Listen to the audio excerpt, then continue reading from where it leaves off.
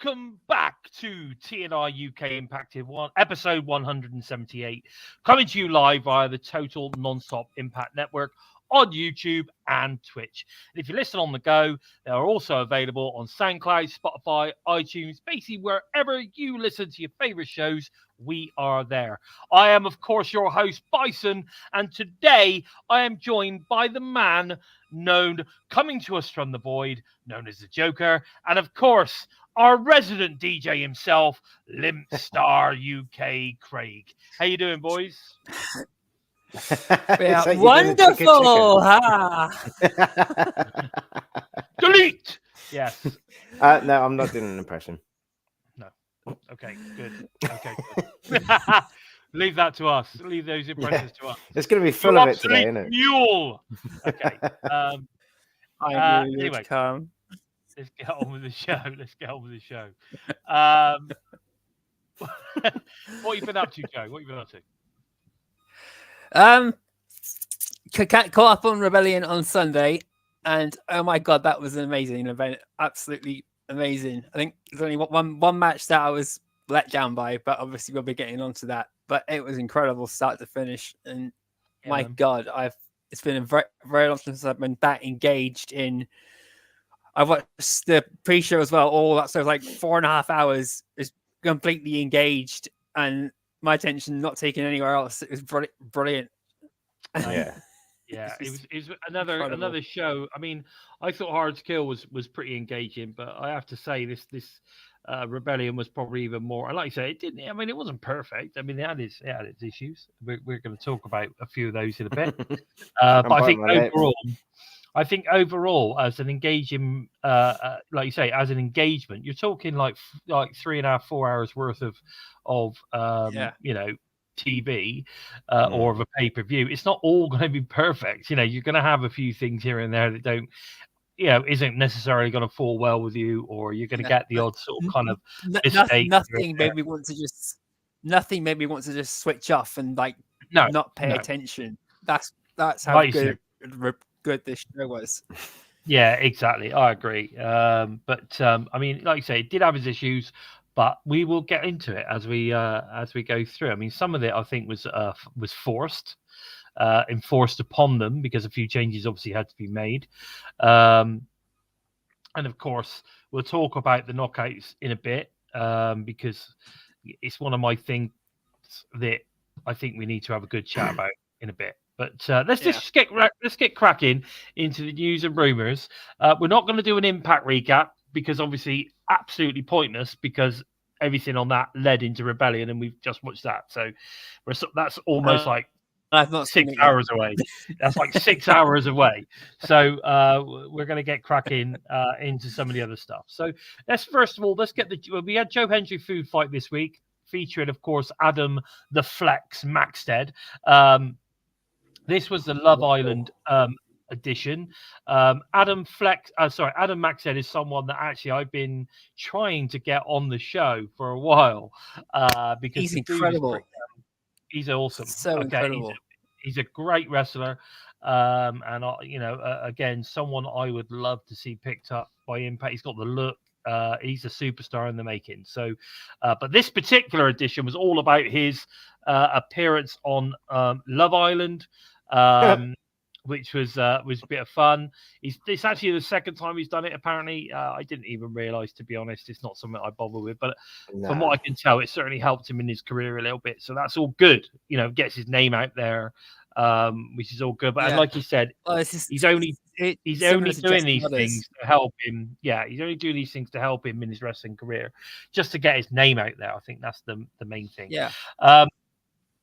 Before we move on, I just want to quickly pick up on a few people in the chat because normally I give people a few shout outs by now, don't I? So I'm going to have a quick look.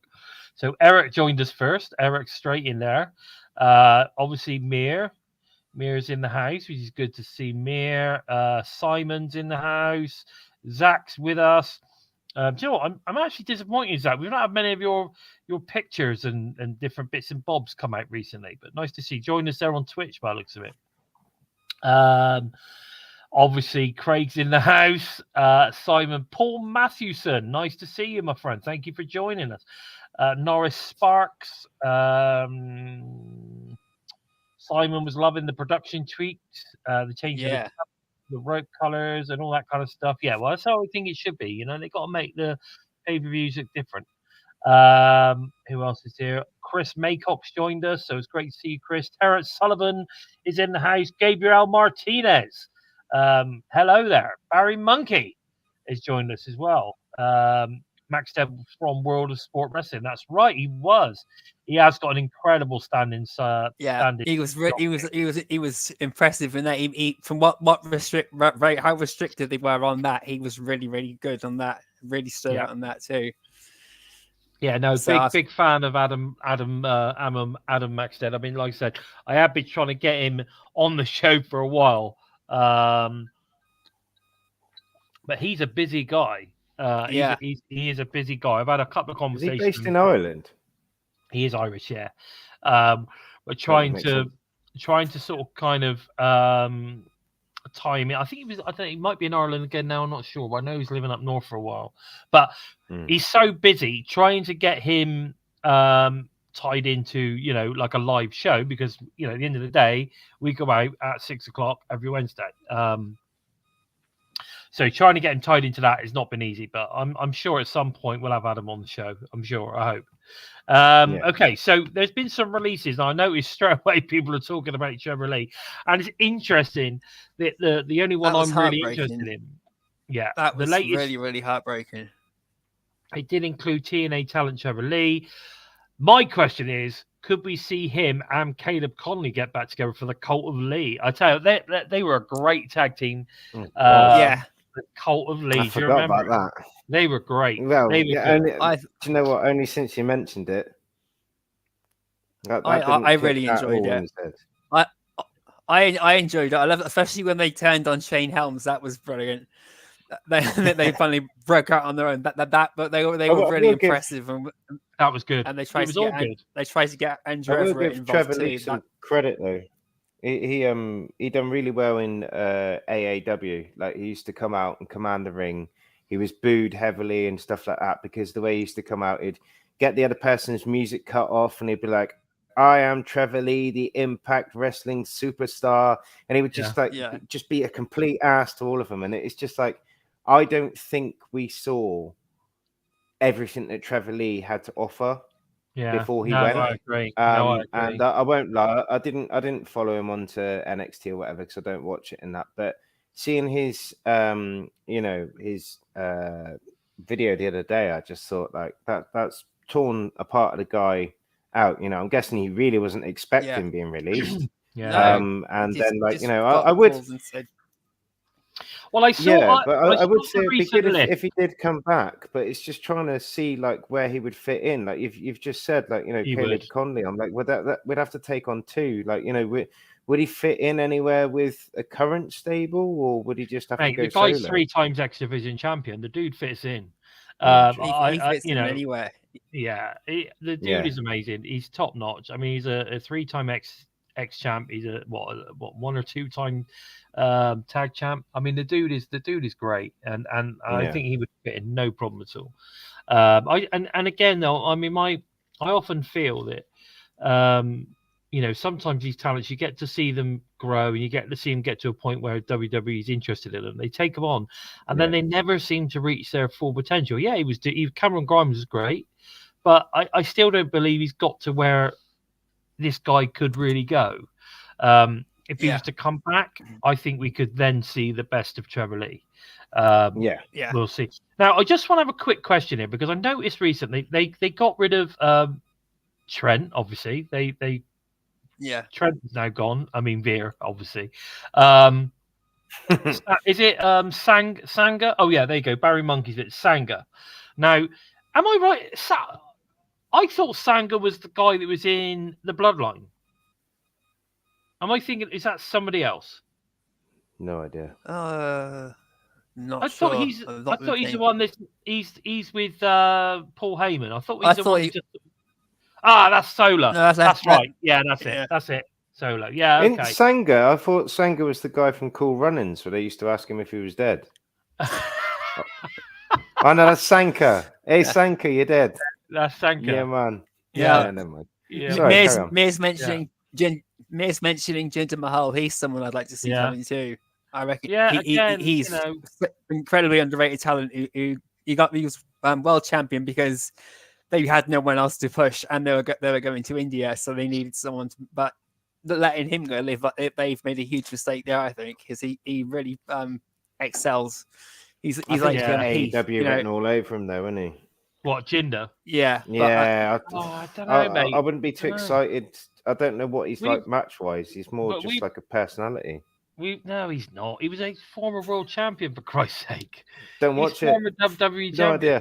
No idea. No, he's a good wrestler. He's very good, in fact. However, I don't know. I mean, he's going to be commanding big money, but is he going to be worth it? I don't know. I mean, he's going to be huge in India. I can turn it on anytime, Pat. Come on, no problem.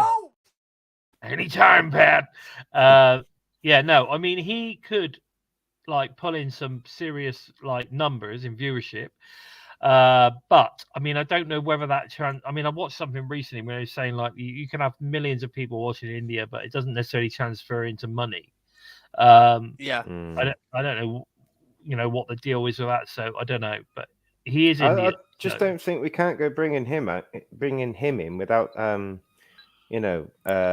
Raju. Just bring back a Does He Hit squad. But have Jinder lead it. Do you know what I mean? That'd be pretty cool. I love Rohit, right? And I love, I know you're a big Shearer fan. I'm not so much a Shearer fan, but Alan Shearer. Yeah. What you have to remember though, with the Jinder Mahal, whatever his name is, he's a name. He's got people know him. He's a household name. So, which is exactly the same reason why you bring in someone like a Matt Hardy, even though like he's 49 years old and can hardly walk. Like the only reason you bring him in is because he's a big name. He's going to draw. He's going to create interest. He is going to draw people to the product, regardless of what some people think. He will definitely draw people in to start watching TNA. There's no doubt about it. And the more we start pulling in, the odd name here and there, the more interest we will create for TNA. And people will have to remember that. Because why don't you spend the money on up and coming indie talent? Well, because they won't draw. They're not going to they're not going to put bums on seats. Yeah, true. Somewhere along the line, you have to try and create that balance between having a name talent and the up and coming talent. Now, the up and coming talent do all the work. The name talent bring the bums in to see the up and coming talent, and so then the up and coming talent put people over. Name talent. So it's left tits last week, bums this week. There we go. We've moved on to another body part. Buttocks in seats is what it's all about at the end of the day. But yeah, that's it. But there you go. That's my thought on that. So I kind of get it. But I did notice on one list somewhere. Now I don't know how true this is, but I saw Minchin on the list, and I'm like, what? No, surely Mia Yim cannot become available already. But again, I don't know whether that'd be fucking ridiculous. That'd be like letting Chelsea Green go. That'd be just fucking stupid. Yeah. It's just weird. Oh, hang on a second. Armin's saying that. Nice to see Armin, by the way. Hi, TNA fan. Just tuning in. A bit recent interview with Chris Famblay. Jinder said he's cousins with Raj Singh, so I'm sure that automatically would make him entertain joining TNA, and I'm for it. Oh, interesting. Cool. Okay. Yeah. That's really cool. Thanks for that. That's pretty good. Like Simon's saying, look, 450,000 views on YouTube for Hardy's return. Yes. Yes. Wonderful. Yes, brother Nero. Wonderful.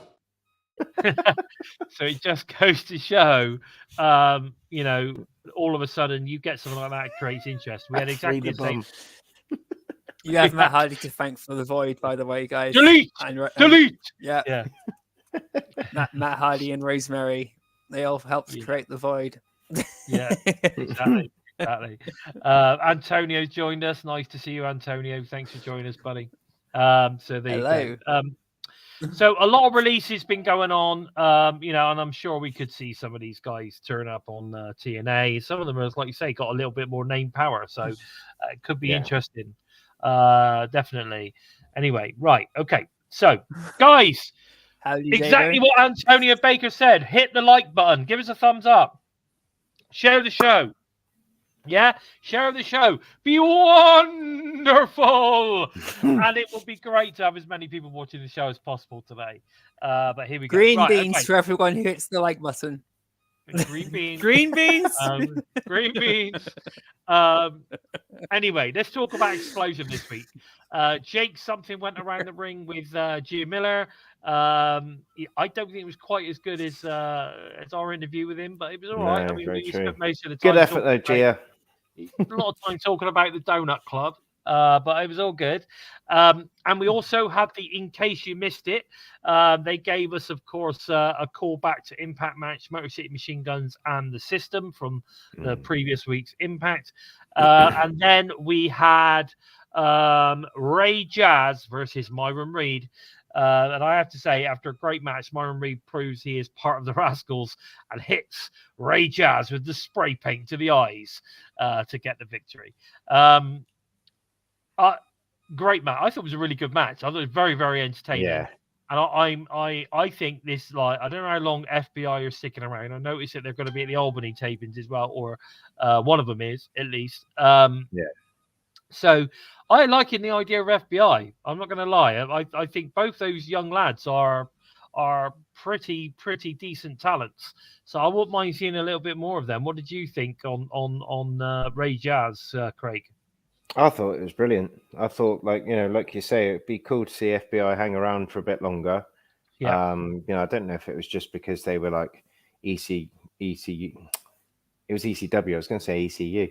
You nearly said EC. You nearly said EC3. I don't know what I was going to say then. I could have said EC Cucumber at that point. Look at this dumbass. But yeah, I think the FBI, they're welcome to hang around for as long as they like if they're going to keep doing those sort of matches. I think it's hard to ignore them. But Myron Reed, do you know what I mean? We've been wondering where he is. And he's come back and boom, straight back in 5-star again. Just brilliant. Do you know what I mean? He's one of those guys who I think we should be just handing long-term contracts to. Yeah. I just think Myron is a hell of a talent. And I mean, I've heard that he doesn't want a contract at the moment. But the problem is that he's going to come on. He's going to be on TNA TV, which is great. But he's going to pretty much lose to anyone worth any soul. So he's gone in. They've given him an opportunity with a sort of indie guy or whatever to put him over. But then, I mean, we'll talk about it later. But obviously, he's got a match against Mike Santana, but he's clearly going to lose. So they're putting him in matches where he's going to take the pin. So then he's not going to get the push that he potentially deserves right now because he's not signed a contract. They're not going to push him that way yet. So he's still going to get the exposure though. Even the exposure and showing what you can do, even if you win or lose against someone like Mike Santana, is incredible. It's like Nick Nemeth going up against Moose and reminding everyone what he can do. It's just incredible. Definitely. So however, it's one of the situations where correct. Terrence Sullivan is correct though, isn't he? Oh, definitely. Yeah, he's definitely winning at live dating Killer Kelly. Yeah. Oh man, do you know what? I've never been jealous of Myron Reed whatsoever until now. It's been a bangorama. I bet it's a bangorama. Yeah, every night I should imagine.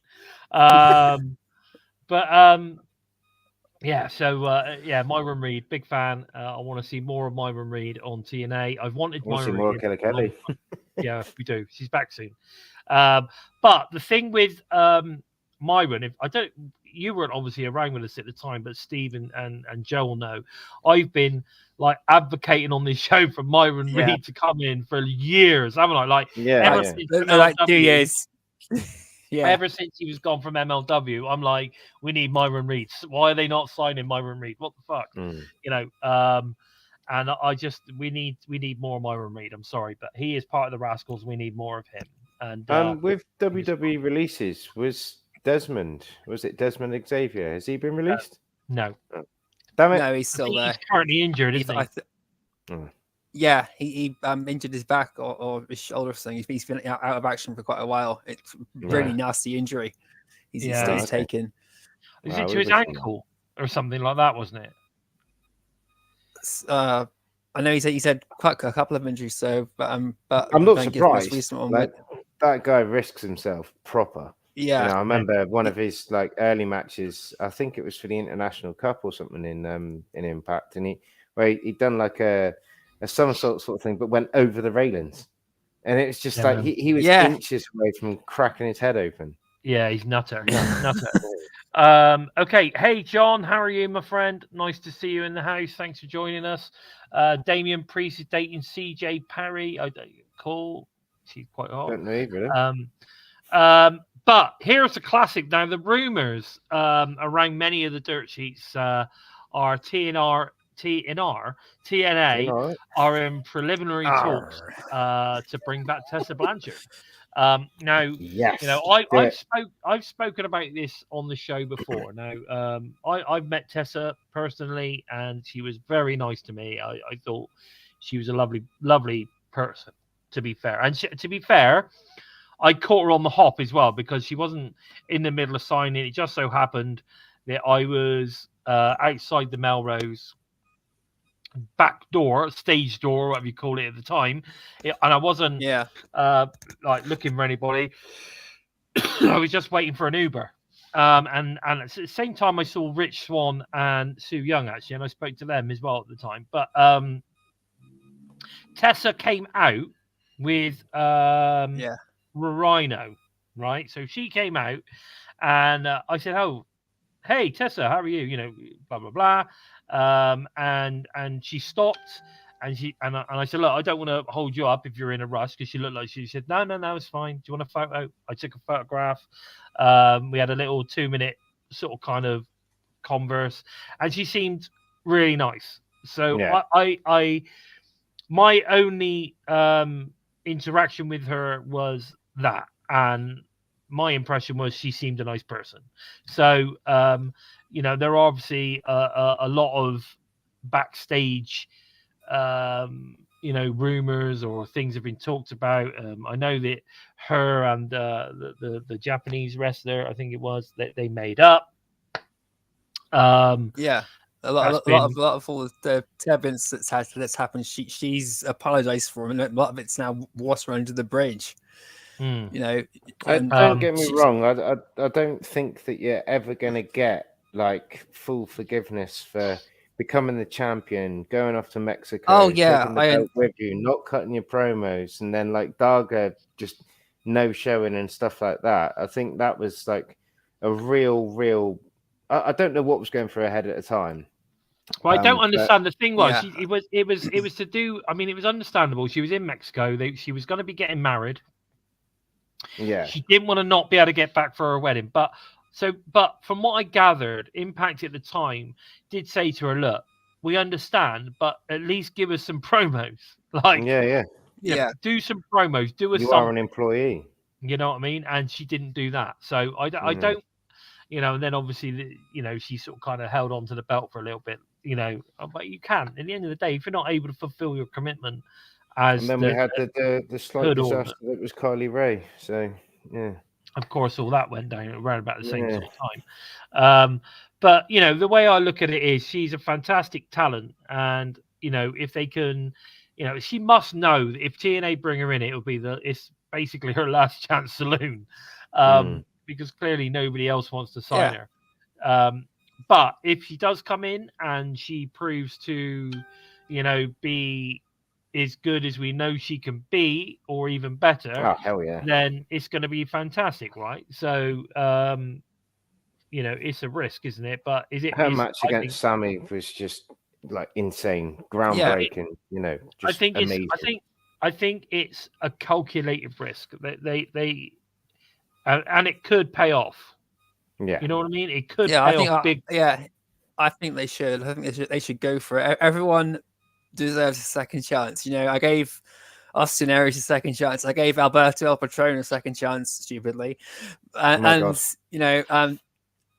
But I say the same thing about Tessa Blanchard. If she comes back in, I've got no gripes if they're coming back in. You know, what's happened has happened, and rather than be bitter about it, I've moved on from it, and I'd be more than happy to, because I loved every match she had.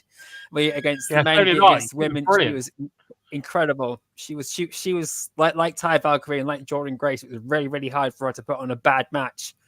Yeah, and she was really good at getting in your face in rivalries, especially the one she had against Ty Valkyrie, and then gone to Gail Kim. One thing I'd love to have seen, her and Deonna Purrazzo square off. Yeah.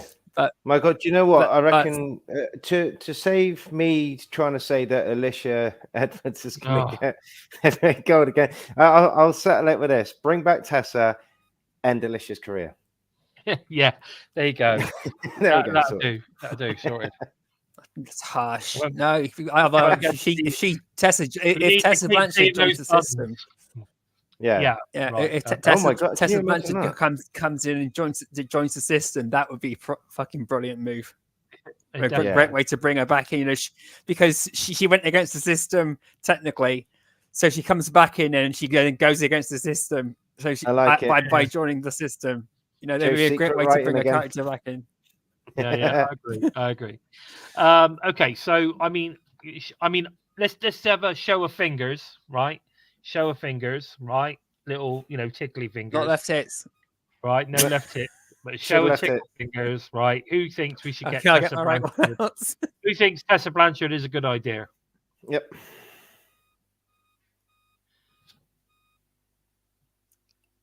There you go. We had 6 tickle fingers going on right there. 6 tickle fingers. For those listening in audio form, there was 6 fingers. There were 6 tits on display.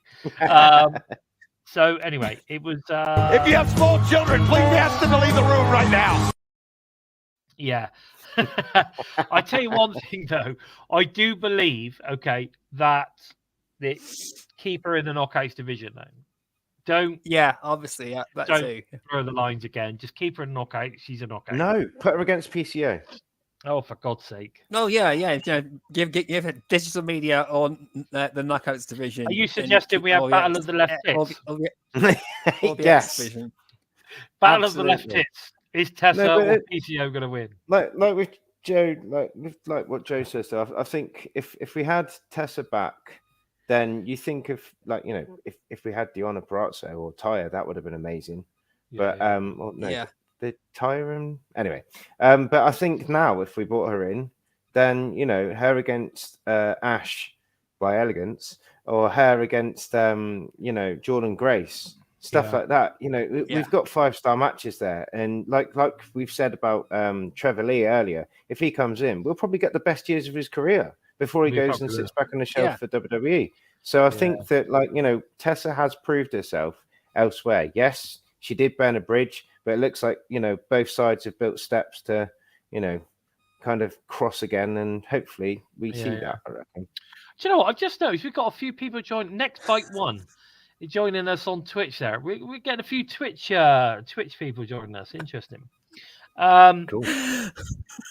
It's emerged. What's that? Tessa needs her belt back. World champ? I don't think so. But in the battle of impressive tits, my money is always on. Yes. Yeah, I must admit.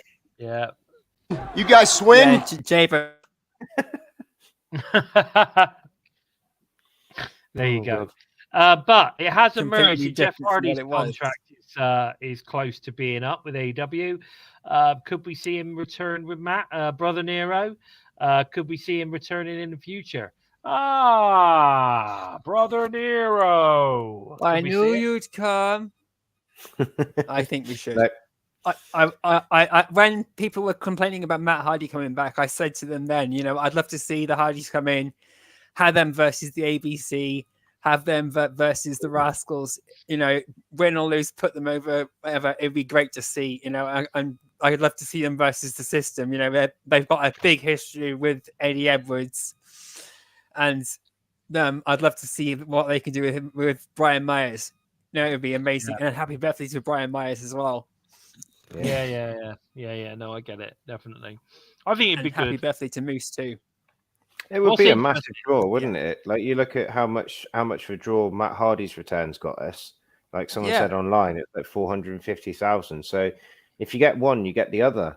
But just when people are like, "Oh, he's going to come back as Willow," I'm just like, just come back as Jeff.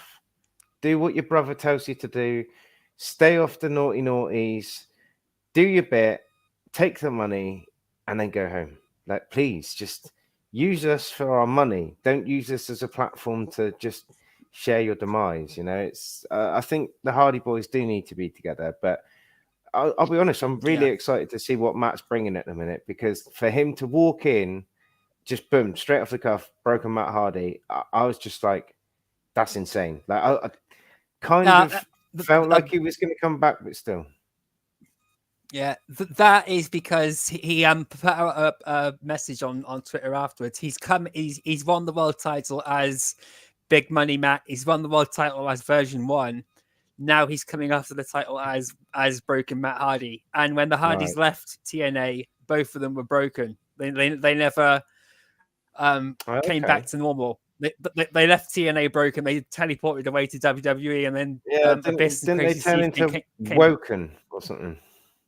Yeah, I can't remember. They tried to carry it on. It just didn't work. Yeah. It did not. I remember them coming out to like the old Hardy Boys like theme and that, and him walking out at like WrestleMania or whatever, trying to do the arms, and the whole crowd going delete, and that, the fact that like WWE fans don't watch TNA, but you're all shouting delete at WrestleMania. That was a good like tongue in the cheek sort of thing. Or was it SummerSlam? I'm not sure. There's too many of them. No, it was the Royal Rumble. Royal Rumble, that's it. And they come out, but with the old Hardy Boys tune, iconic entrance tune. Do you know what I mean? But it was like Matt was kind of like, I'm not letting go of the broken character. I'm kind of coming out half and half. Oh, they basically told him to keep the character, really, more than anything else. But then they just couldn't really use it because of Anthem. No. I'll never forget, was it Rebby in a little hashtag? Oh, yeah. Fuck that owl.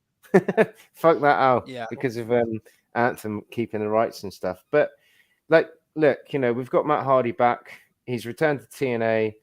I'm really looking forward to this week's Impact with him on there and that, and just seeing where it goes, because again, TNA's brought something that is unpredictable.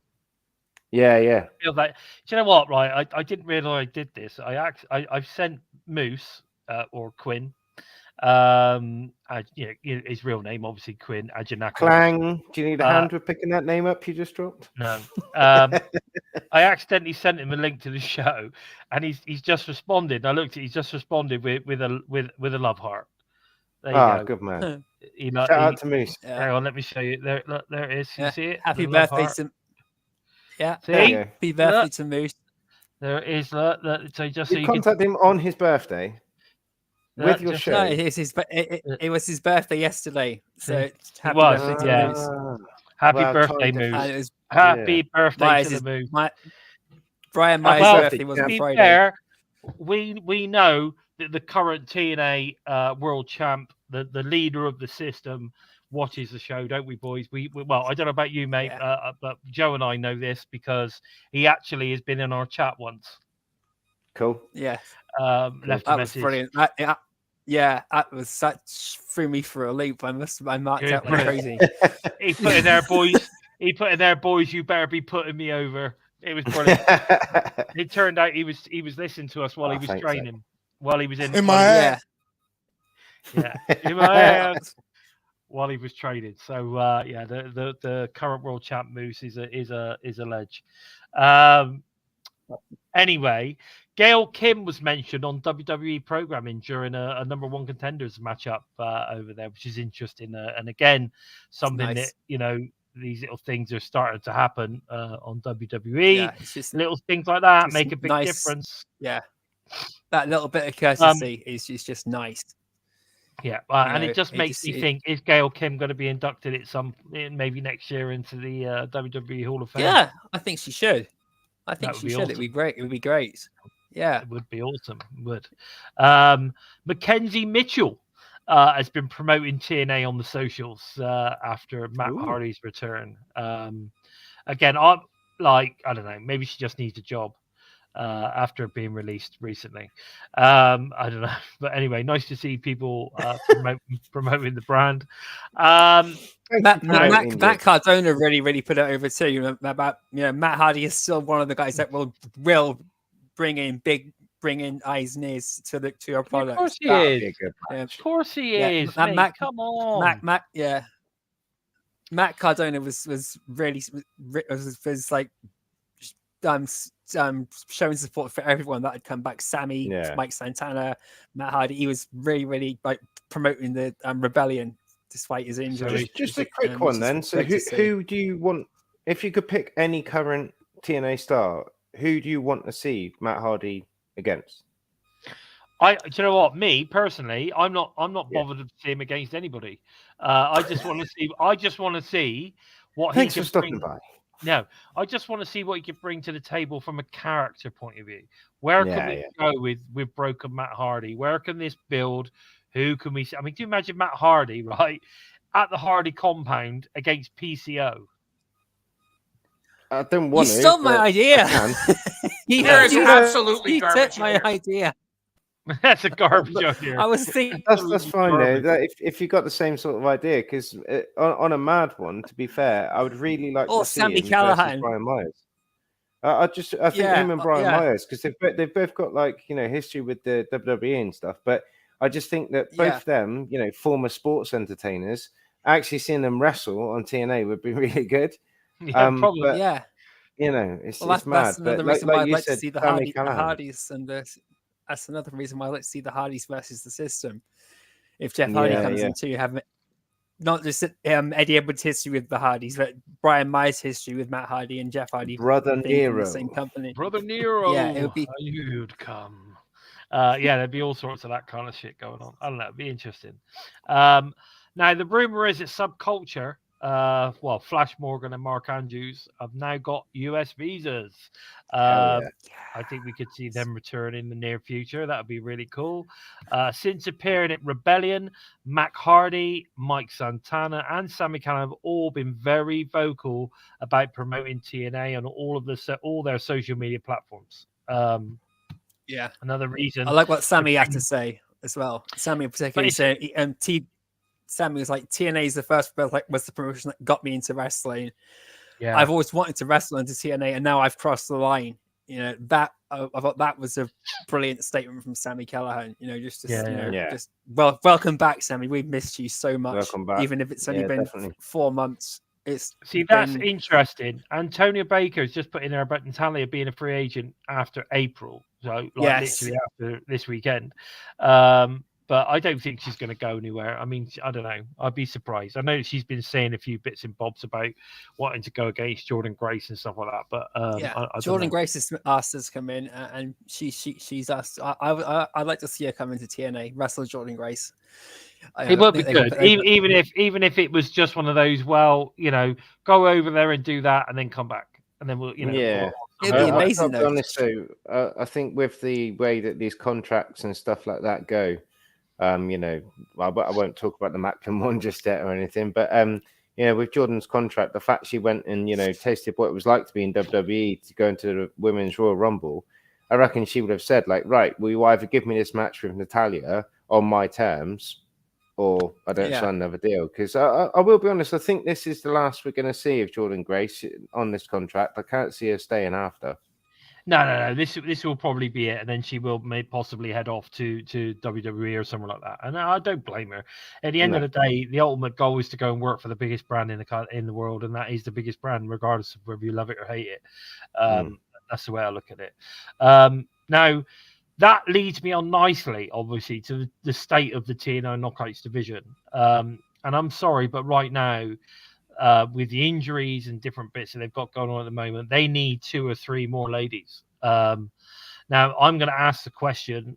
I thought she was going to turn up at the Rebellion, but she didn't. Is Camille coming to TNA? I hope so. I hope so. We just, Was it just a case of, you know what, we're bringing Mike Santana in, we're bringing Sammy back, we're bringing, Matt Hardy in, it would sort of kind of overshadow her coming in? You know, was it worth? You know, but let's save her. Let's bring her in at, you know, maybe, you know, the next special, for instance. So I think it's no surrender or sacrifices next. Under Siege in New York next weekend. So you know, are they going to bring her in there? You know, possibly. I don't know, but I do believe we need another 2 or 3 ladies to start building that division back up again. I think with Kylan King out with injury, I think Killer Kelly not around at the moment is not helping. Who else is not around at the moment? I mean, we're not seeing a lot of Tasha Steeles really. I don't understand where Savannah Evans is on a break. There's at least 4 or 5 talents that we're not seeing at the moment. They're not around. I really hope that Camille's on her way in. I don't understand why they're not pulling the trigger on bringing Sue Young back. Like they're not taking her off the roster page. Yeah. You know what I mean? They're not. Like they've had every opportunity to take her off that roster page and they haven't done it. They've taken off Susie, they've taken off Susan, but they've not taken Sue Young off. I reckon it might have something to do with the fact she's got a child with Rich Swann and he's on a run at the minute. I reckon if he gets written out, then that would be the kind of time that we would see her, because parents, do you know what I mean? So maybe it's to do with the little one. I don't know, because you think she kind of went out, she's had the child and stuff like that, and then it's early years. Maybe they've taken a break sort of thing, and she's sitting in the shadows. But I would probably say that once this run with the just mammoth that is AJ Tracy, I think. Did I get the name? Do you mean right? AJ Francis? I got it wrong again, didn't I? Oh, I'm just gonna. You are back from diving. You are not AJ Tracy. So you are back from diving. But I reckon if Rich gets written out, then that's probably the sort of time we would see Sue Young come in. But like, I'm totally with you. Like, you know, she's on the roster and she'd be welcome back. You know, it was a great character, and we had some great matches from her and stuff. Yeah. No, I agree. Hey, Ruben. Barry Monkey's. Yeah, Barry Monkey's brought up another interesting name who would be great to see. Xia Li, from first Chinese wrestler to come to North America, and she did a pretty amazing job in WWE. Yeah, so I'd love to see her. Yeah. Interesting stuff. But nice to see Ruben Barber, by the way. Nice to see you, my friend. Thanks for joining us. So I think there's plenty out there. I mean, Christ, we've seen a few recently over the tapings, you know, like Hyan and people like, you know, why are they not signing talents like that? You know, she would be a great one to bring in. Alex Windsor, Windsor, all these great talents on the indies. They would Ashley Vega. They wouldn't be super expensive. You know, I don't know.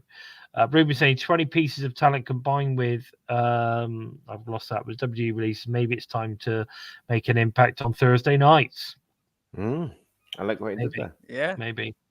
But yeah, I mean, Sue would be good.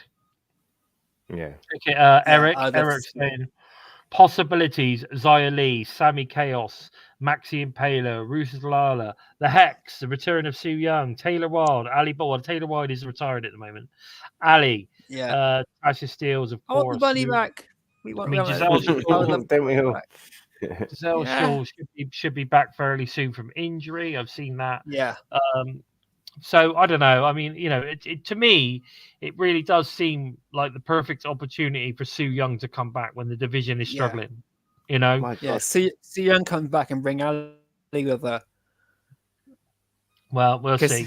I don't mean to spoil the chat, guys, but if you scroll down on the notes, we have loads to cover still. Yeah, I know. No! My God. We're only 3 hours in. We're only 45 minutes in. Anyway, after Rebellion, during Sunday's build-up on the TV tapings, we got a TNA injury report from Gia Miller. I don't know if you all saw that, but it's something different. And I quite liked it. Yeah, it was. We had Eric Young with a severe. I've actually spoke to Eric since this, and he said that it's not too bad. It could have been worse. But yeah, severe ear. It was a hell of a laceration. landing. That nasty landing. Yeah, nasty was. landing on that On the ladder, edge right, of the right in the Someone, corner. please, Yeah. someone please call Matthew from Botchamania, because that was I am the table. It just, It was mental. it was. I was disappointed, but Plastic surgeon attached a severed ear. They reattached it. Oh, Not I medically think cleared it's to wrestle. oh. Josh Alexander, again, severe ear lacerations, concussions to the ear and eardrum, medically cleared to wrestle. Hammerstone passed all concussion protocol tests, medically cleared to wrestle. And Brian Myers, undetermined shoulder injury, will undergo an MRI, not medically cleared to wrestle. So we had two, not. Oh, hang on a minute. Yeah, not medically cleared, and we had two that were. But I thought that was I can give you a world exclusive if you want. Well, it's not world exclusive, but it was on Facebook. Steve Macklin, who has recently re-signed with TNA and stuff like that, was due to be appearing at UPW, a UK promotion in Weymouth this weekend on Saturday, and he has pulled out due to injury. But that wasn't in the TNA injury report, so. There's a lot of speculation that he's re-signed with TNA and, he's just dropped the booking, but there is a chance that he's actually injured. Yeah, no, definitely. Interesting. I guess we'll have to see. Now, guys, listen. Really important moment now. Really important moment in show. We are 47 minutes in. Okay, we're 47 minutes in. We need you guys to take the time to share the show. Like today's show, get it shared. Help us promote TNI and, of course, TNA to the masses. Let everybody know that the show is live now. You love it. Let's get people in. Let's get people watching. Share it on all the social medias and give us a thumbs up. It's important. Do it right now. Anyway, carrying on with the show. Into the lake of rejuvenation. Exactly. Let's just throw that in there. Okay, Rebellion. Let's get into the Rebellion review, shall we? Let's keep Mir happy. I know he's getting upset, so we better keep him happy. Give him a little tickle. Yeah. Give him a hug. Oh, bless him. Let's give him a tickle. Good, Mir. Good, Get your left hit out. That'll cheer him up. Yeah. Anyway, right. The countdown kicked off. We had 3 matches on the countdown. We had an hour show. We had 3 matches, and obviously a little bit of primary stuff in there as well. So there was a lot going on. So the first match on the countdown show, which arguably could be the best match of the night, was ABC with Leon Slater versus the Rascals. Obviously, all 3 of them, including Myron Reed. For me, this was an incredible match. It was high-flying action from start to finish. We had some great spots, especially for Myron and Leon flying over the turnbuckle. But, at the end of the day, ABC and Leon Slater picked up the win. It was literally total non-stop action from start to finish. This match was unbelievable. It was one of my favorites of the entire night. I got like a tied 7-match top list, and this is up there with it. It's amazing. I love this match. Yeah, I would definitely agree. Like, I think Leon Slater absolutely owned that, and one of the most precious things I think of that match was seeing the ABC at the end hug him, congratulate him, and just like pretty much just a live, open welcome to TNA sort of thing, and just. Yeah, we seen Leon live in Coventry when he got his contract, but to see him do it on TNA turf, and that was just absolutely brilliant. Yeah. I can't wait. Owned it. He just seemed completely unfazed about the spotlight and everything. He just gelled straight away. He was fucking brilliant. And I love the almost matching attire between him and the ABC too. Part of me was thinking, could we see Leon Slater coming to the Bullet Club? That would be incredible. My God, that would be insane. Such an amazing amazing match and well. Could credit, you kudos to- imagine that, man? That would be kudos to pretty Lee- cool. Yeah, kudos. That and would be- congratulations to Leon Slater. If you're watching this, then welcome to Yeah, man. TNA. We love you, Leon. ABCL, could it be? No. ABCL, no. LBC? That's L- that's a really bad LABC? political channel. Oh, is it? Okay, I don't know. I'm sure there could be something, you know. But I tell you what, though, I mean, you know, the dude is amazing, and I'm so happy that we got him signed because some of the UK talent at the moment, whew, that's off the chart. Yeah. It's off the chart, and they seem to be picking up some of the best. So yeah, fantastic. Here you go, Lab C. That's a good one.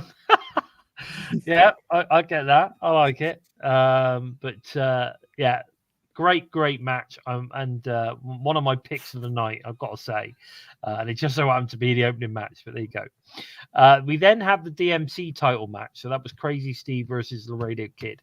Now, for me, again, this was almost like the complete opposite from the opening match, and not in a bad way.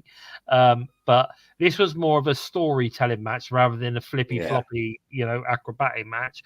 And it was lovely to finally see Laredo Kid win his first title in TNA. I know that there's a lot said. A lot of people are like, oh, luchadors never win anything in TNA. They come in and they just come in to be beaten, basically. Well, but I think- they obviously forgot about Tigre Uno then, and Well, Pentagon and obviously, yeah. Phoenix. I think they're talking about more recent history, though, mate. More recent history. Yeah. Luchadors don't seem to get many wins. So great to see Laredo Kid get this. How long he's going to hold it, I don't know, but I think he could potentially be a hell of a champion for a while. Well deserved as well, because he's done some wicked spots for us. He had that real bad, you know, life-changing injury, to be fair, to his stomach, his abdomen or something, wasn't it? Yeah. You know, and he just, do you know what, that guy's been around for so long, and I'll be honest, I've never really turned away from his matches either. So to see him actually have some gold in TNA, you know, and have this story with Steve, even though like that finisher off the turnbuckle, I was like, both of them hit pretty hard. Ooh, You know, I know the Yeah. trained athletes and that, but I did kind of go, wow. And like even on the replay, I was like, that's just a double concussion. You know, it's just Yeah, a proper it was stud. But insane. honestly, just to see Laredo Kid with you know, about one of our accolades is just brilliant. I'm so happy for him, and long may it continue. Good. We then move on to the Knockouts World Tag Team title match, which was obviously Spitfire with Another Lars, match on my list of with top seven. Lars Fredrickson versus the Decay. It was smart, I think, putting Lars with Spitfire. yeah. You know, I know that it was almost like Danny and Jody were sort of almost forced together at the time. But I think that I think they've done a really good job with putting these two together in a sense that they're both sort of kind of wild childy type characters. So it does fit. And the Spitfire thing fits as well. And obviously with bringing in Lars, a little bit of star power to sort of like give them a bit of a rub as well. And actually, Lars can Nice talk. momentum boost. Yeah, Lars can talk, man. Lars can give a promo. So I'm down with that. But the match itself was pretty damn good as well. I thought it was. I thought this match was off the chain, to be honest. I thought this was really good. I enjoyed the match. As always, DK Rosemary especially doesn't ever let you down. She's awesome all the way. Yeah. But I think that, you know, in general, I think Spitfire, I'm glad to see them get the win and move on from this. And hopefully we'll see Spitfire move on for a little while, because I think they're really good.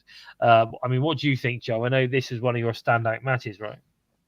Yeah, it was an incredible match. And like you said, you know, Rosemary never lets you down. And Havoc is another solid worker. You have them in the match, you're never going to get let down. Hello, Courtney, nice to see you. And but Danny Luna and Jodie Fett, that they just showed everyone what they showed that they could do more than just be heavy lifters, and that Jodie Fett threw herself off the turnbuckle at least twice in 2 different directions. So if she just literally went Wild Child +1, and it was incredible. And then they finished it brilliantly too. That almost tribute move to the North. I love that finishing move. Yeah, that's true. just so good. And Yeah. But seeing Masha Slamovich come out afterwards, that had me thinking, oh my god, who is going to become? Is she actually going to take Alicia on by? And then when Alicia came out, part of me was expecting Masha to then just knock her out and walk off. Wishful thinking. Yeah, that's true. That's true. But no, Barry's got a point. Barry's got a point in the chat though, Joe, hasn't he? He's saying that Rosemary is looking better in the ring than she's done for a long time. Yeah. And it must mean that she's recovered from some of those niggly injuries that she's had. Yeah, she's had problems with her legs for a very long time after her injury. So, but she's running on like when she first arrived. It's fantastic to see. I hope we'll see the reintroduction of the Red Wedding now, if possible, because I love that. Cool. That was so good. Now, of course, I want Craig's take on this next bit. So after the match, Masha Slamovich with a steel chain in hand, and Alicia Edwards with the kendo stick stare down Spitfire from the top of the ramp. So obviously, I'm going to you, Craig, on this because I know that you are a big Alicia fan. I know that you think that she's going to end up with gold and all that kind of stuff. I think this is the only chance it's going to happen. But go on, what are your thoughts? I think it's a farce. It's a complete farce that Masha is going to carry Alicia Edwards towards gold. She's going to carry her towards the Knockouts tag team title. Like, I don't care if Eddie Edwards wants to phone me and tell me that I'm talking down about Alicia, but I swear it's part of the conspiracy. It's in the contract somewhere. Alicia has to get gold or Eddie leaves, something like that. But she posted ZNA earlier, and I don't know if you know too much about the ZNA thing, but isn't that Moose, Eddie Edwards, and it's like the TNA like hardcores. They're TNA. Yeah. I'm a little aware of it and that, but it's just like, I can't say it. I like her. I don't. But it's just like the whole thing that she's doing with Masha. Like it is good for viewership and stuff like that. But I just hope that Kelly comes in and just caves her head in and says, "Hang on, that's going to be my title," and just writes her out for a bit. But I don't know, man. I'm so confused about it. I love what I see with TNA. Where they're going with this, I've no idea. But Alicia is going to have her name etched on a belt somewhere next to an accolade. She was a champion of some sort in TNA. Right. Okay. I think it's the only way that she's going to get some kind of belt around her waist. I'm pretty sure of that. But she's just too. Barry's saying, I've got nothing against you. She just can't wrestle. I don't think that's true. I think she can wrestle, but she's not what I would class as like championship material wrestler. She's a journey. What they call it, journeyman type. Yes. Wrestler. I thought we were friends. No. Yeah. Jess Entertainment has joined us. How you doing? He said she's whoever. I don't remember. I'm assuming that's Jess. Ryan Nemeth. Jessica, but it's nice to see Ryan Nemeth there as well, wasn't it? It was good supporting his brother. I think that's all good. Meow is in the house. Meow Cute Pie. Who the hell is that? All these people turned up. Meow Cutie Pie turned up the other week, didn't she? I remember now. Is that your friend? Yeah, welcome back.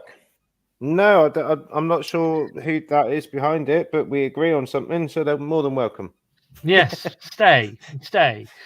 But Jess Entertainment. Now, thanks for joining us because you're new. I think you're new to us. I don't think I've seen you in the chat before, but thanks for joining us. We appreciate the support. That make sure that you you get involved in the chat. You're more than welcome to put anything you like in there. So we appreciate. It's Cute Pup. It's a different name. What? Cute Pup. What? We've had Cute Pup because I'm here sick. we have had Cute Pup in here before. That's right. Yeah. That's what I thought. Oh, right. Okay. So we've got Cute Pup, and we've got Meow is Cutie Pie. Is that right? Yes. Lovely. Yeah, it's lovely. Using a different device. Thanks for tuning in. Oh, okay. Fair enough. Hang on. Jess is saying, do you guys think that Nick should have won the World Championship? Nope. I don't. Not yet. It's too early. I'm glad he didn't. No, and I don't. Not yet. No, he's got the it's not right. belt for. It's got the belt for Japan. It gives him more time now to work over in Japan while he rebuilds himself up and someone else gets the spotlight in TNA. But I do see Nick now returning for a title shot around Summerversary or Bound for Glory. I think Bound for Glory time. I think Bound for Glory is possibly when that'll happen. I think. Yeah, I'd love to see him and Macklin involved in the title match at the same time. Do you know what, mate? Yeah. I will say that not Dolph Ziggler is actually a hell of a lot better than I thought he would have been, because I was not following him as Dolph Ziggler or anything. So he's great. I will give him credit. He is really amazing wrestler, mate. Yeah, I always loved Dolph Ziggler, especially when he was world champ in WWE. I loved him back then. He's awesome. So I think it's great to see him. He set match of the year with Daniel Bryan in his first year there. The only reason why it was a joint match of the year was because the other match was an Undertaker match. Yeah, but if the Undertaker wasn't wrestling that year, it would have been Daniel Bryan and Dolph Ziggler match of the year, and that match was fucking brilliant. It was fantastic, it really was. But all good. I spoke to Jake Christ earlier. Actually, I was going to see if we can get him on to give us a view on Sammy coming back. Unfortunately, he couldn't make it. He's a little bit too busy, but never mind. That's a shame. He's always welcome. Okay. He's always welcome. Rebellion begins. Great opening video package as always. I absolutely love that. I love the video packages like the TNA guy do. They're just so good. Yeah. And this one didn't disappoint. Definitely. Oh, well, that's nice, Jet. She thinks TNA is getting better by the day. I agree. It's getting better all the time. So Mustafa Ali's loyal followers interrupt the broadcast as they protest Jake Something challenging for the X Division Championship tonight. They're holding the show hostage when Cody Deaner makes his way to the ring. People want Deaner to force them out of the ring and the show can begin. And he does exactly that, which was good. Then we had DJ Asper. I don't know this person. Now, DJ is obviously not disc jockey because he was a guitar player, and he looked like a rock guitar player. Maybe is he from a band? Do you know what? These reading glasses are absolutely. When I put these on, he came along with AJ Francis. And so AJ Francis brought a load of musicians, a load of like influencers and that off of YouTube and that along with him, and he came along with Guns N' Roses. Oh, right, okay. I've heard of them. Yeah. So he's not from Guns N' Roses. Did he step in and maybe not play the Beatles? I don't know, but anyway, he did a good job. It sounded great. I'm not going to lie. Amazing. Yeah. It was a little. Is it the Eric Clapton version? Like a little bit of a twist on that, I think, possibly. But I really enjoyed it. I thought it was really good. My favorite one ever was actually, I'm not American, but you got to respect it. Do you know what I mean? Their national anthem. My favorite one ever was actually Zakk Wylde. I think that was at a WCW event. But then to see it performed, opening up a TNA show, you know that you've got to be on par, and it was brilliant. It was really, really good. It was spot on, mate. I love it. I thought it was great. I thought it was really, really good. So yeah, a good way to open the show. Of course, we then obviously go into the Mustafa Ali versus Jake Something. And of course, but let's get into the show. I mean, it's the X Division Championship. Let's just get into it. Yeah. So Jake Something puts his strength on display in the early going. As he hurls Ali across the ring like a rag doll. Ali runs into the brick wall, Ali hits multiple running drop kicks, but something turns him inside out with a clothesline.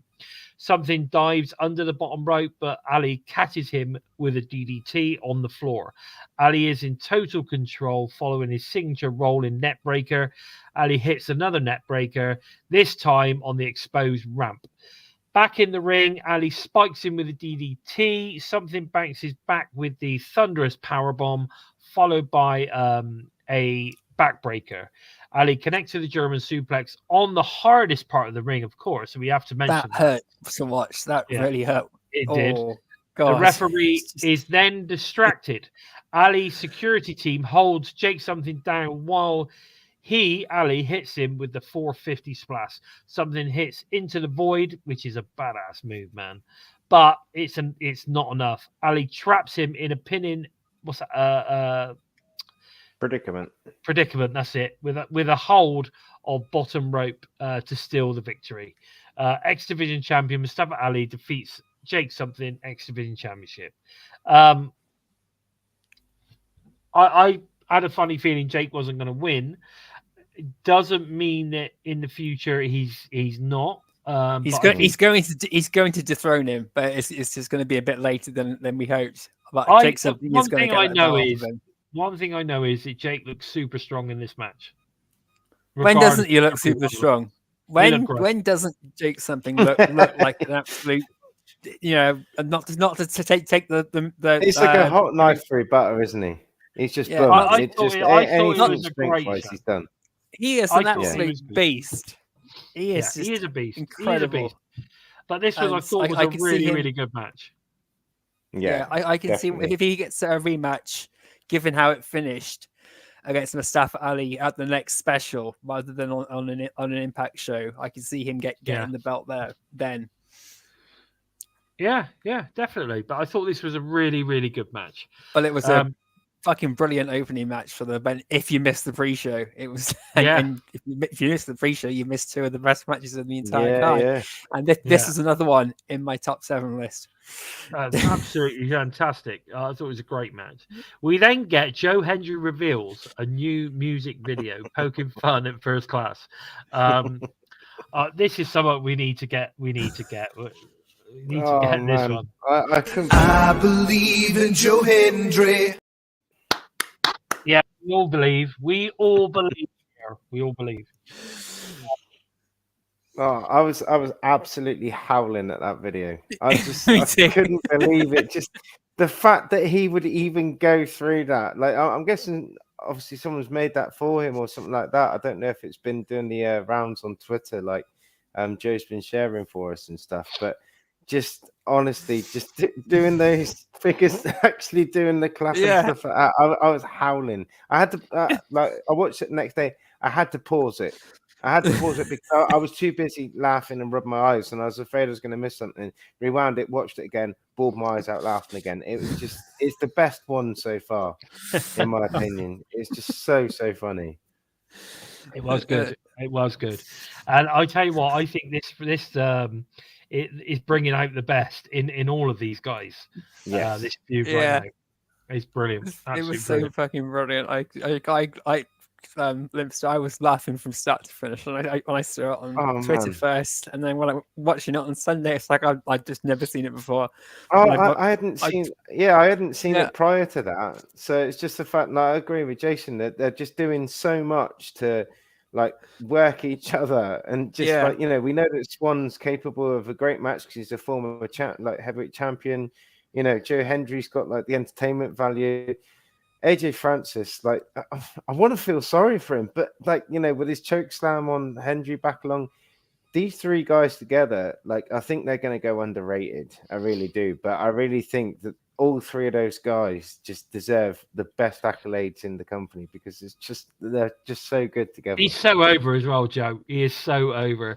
When you watch everyone in the crowd doing this and all shouting, I love it. They all shout his name. As well, which is awesome. I like to see, Joe, and then everyone goes Hendry. It's just amazing. I love it. I think it's fantastic. But let's get into the match. We got Joe Hendry versus Rich Swann, obviously with AJ Francis in his corner. And I have to say, sorry, Barry. Yeah, I agree. I think he is enjoying himself.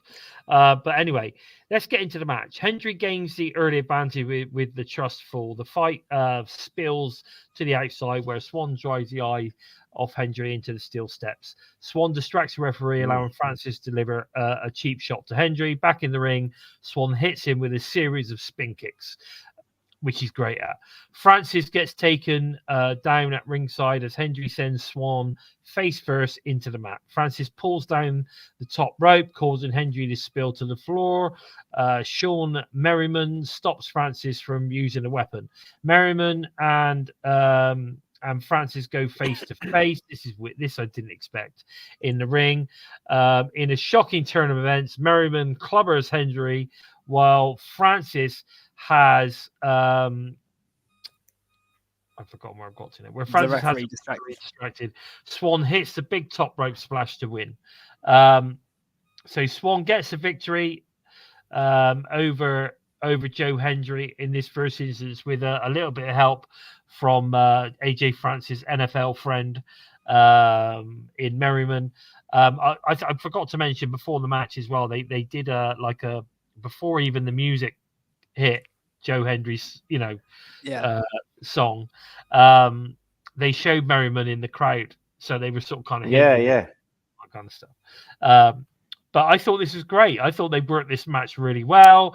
I thought the story told was good with the shocking turn of events. And Merriman, man, is massive. Yeah, did you notice what his company's called?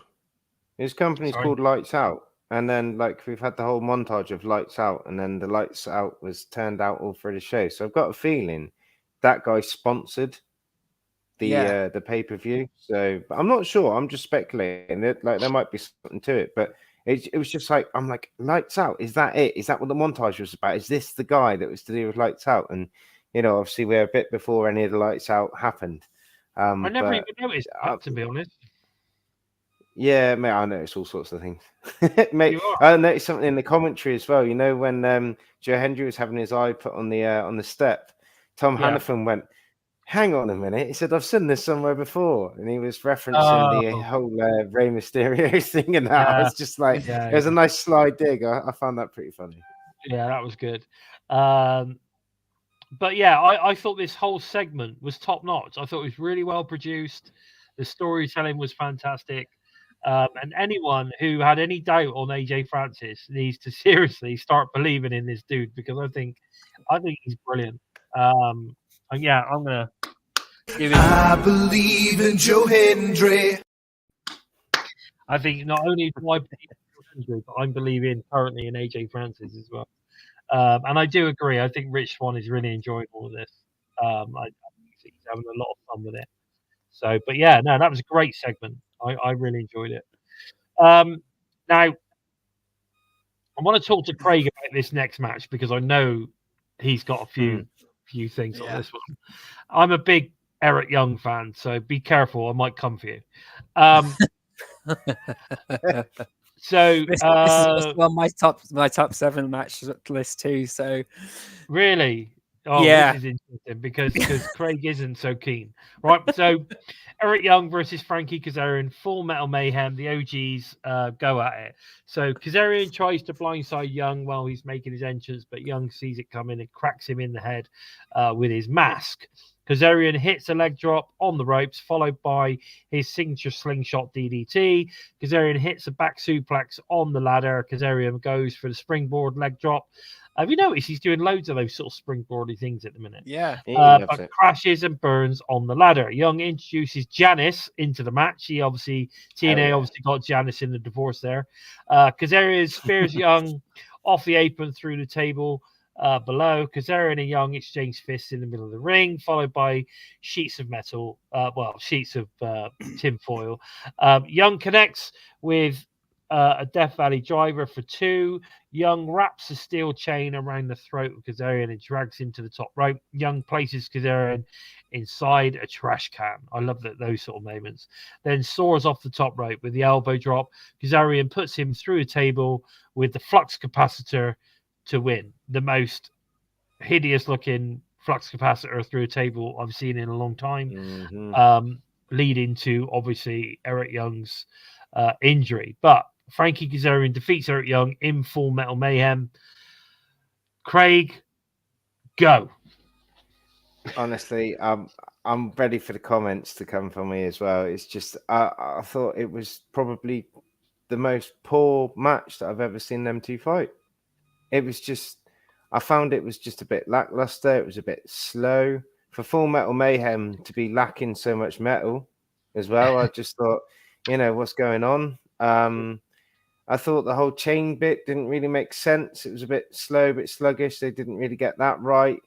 I thought that just the whole ladder on the bottom rope and that, I was like, just come on, guys. You're better than this. Do you know what I mean? Just throw in some DDTs or a suplex or something like that. We know that you guys can put on a 5-star match, but this match was just, it almost felt like I've seen the lead up to it, but it just felt like it was the wrong stars for that match, because we know the history of Eric Young. We know the history of Kaz. And then just that table bit at the end, I was like, Matthew from Botchamania is just going to be like, sweet, that's straight in my content.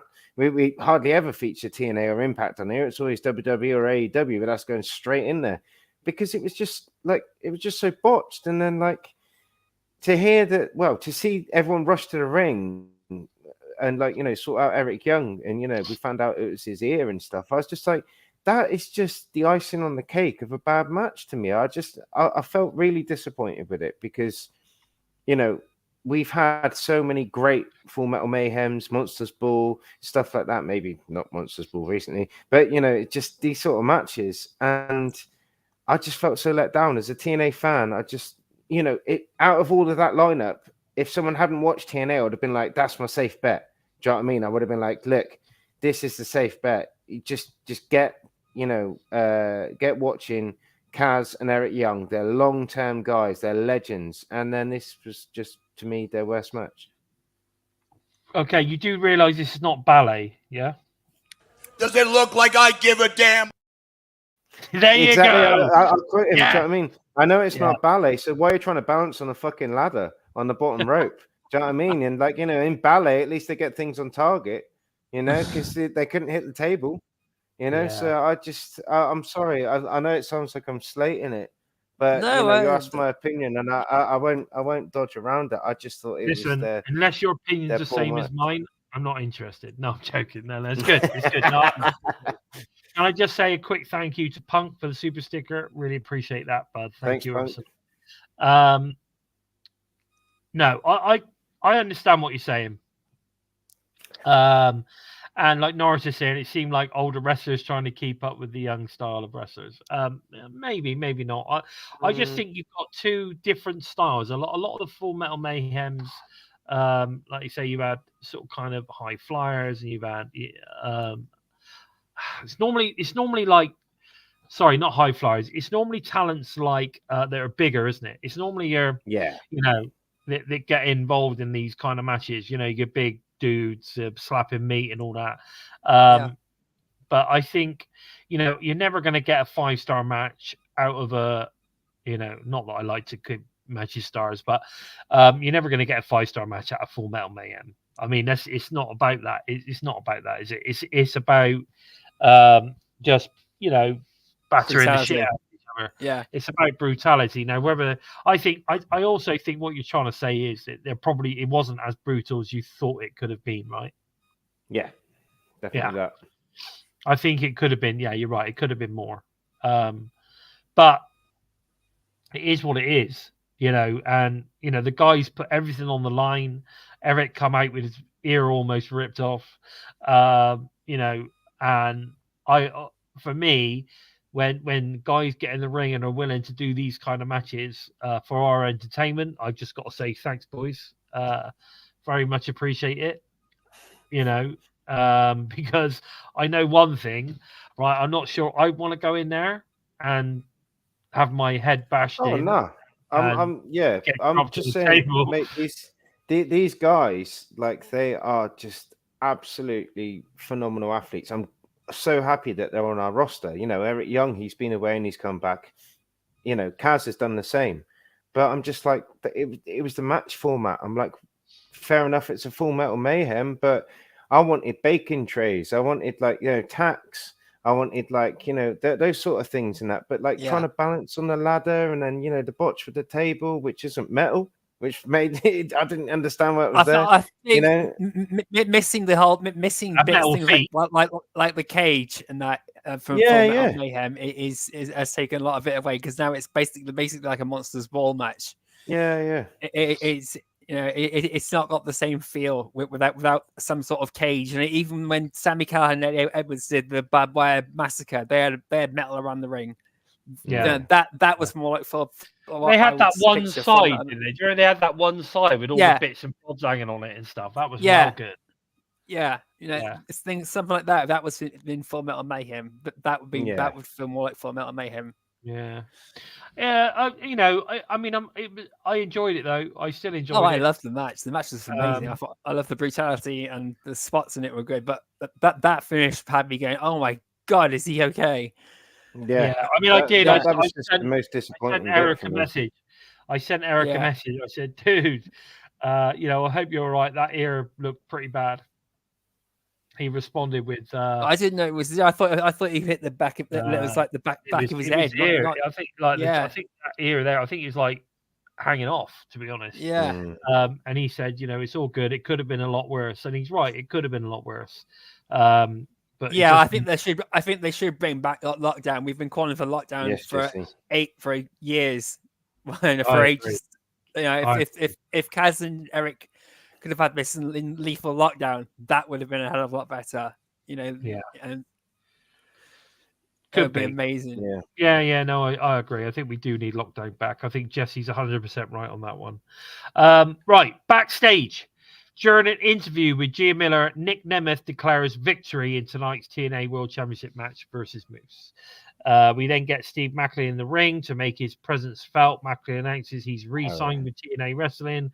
Macklin says that all of his demands were met, but there's one thing he wants: a match tonight at Rebellion. Director of Authority Santino Marella comes out, grants him his wish against another new star that has just signed with TNA, the returning Mike Santana. And of course, we then got, which was pretty awesome. The crowd goes mad.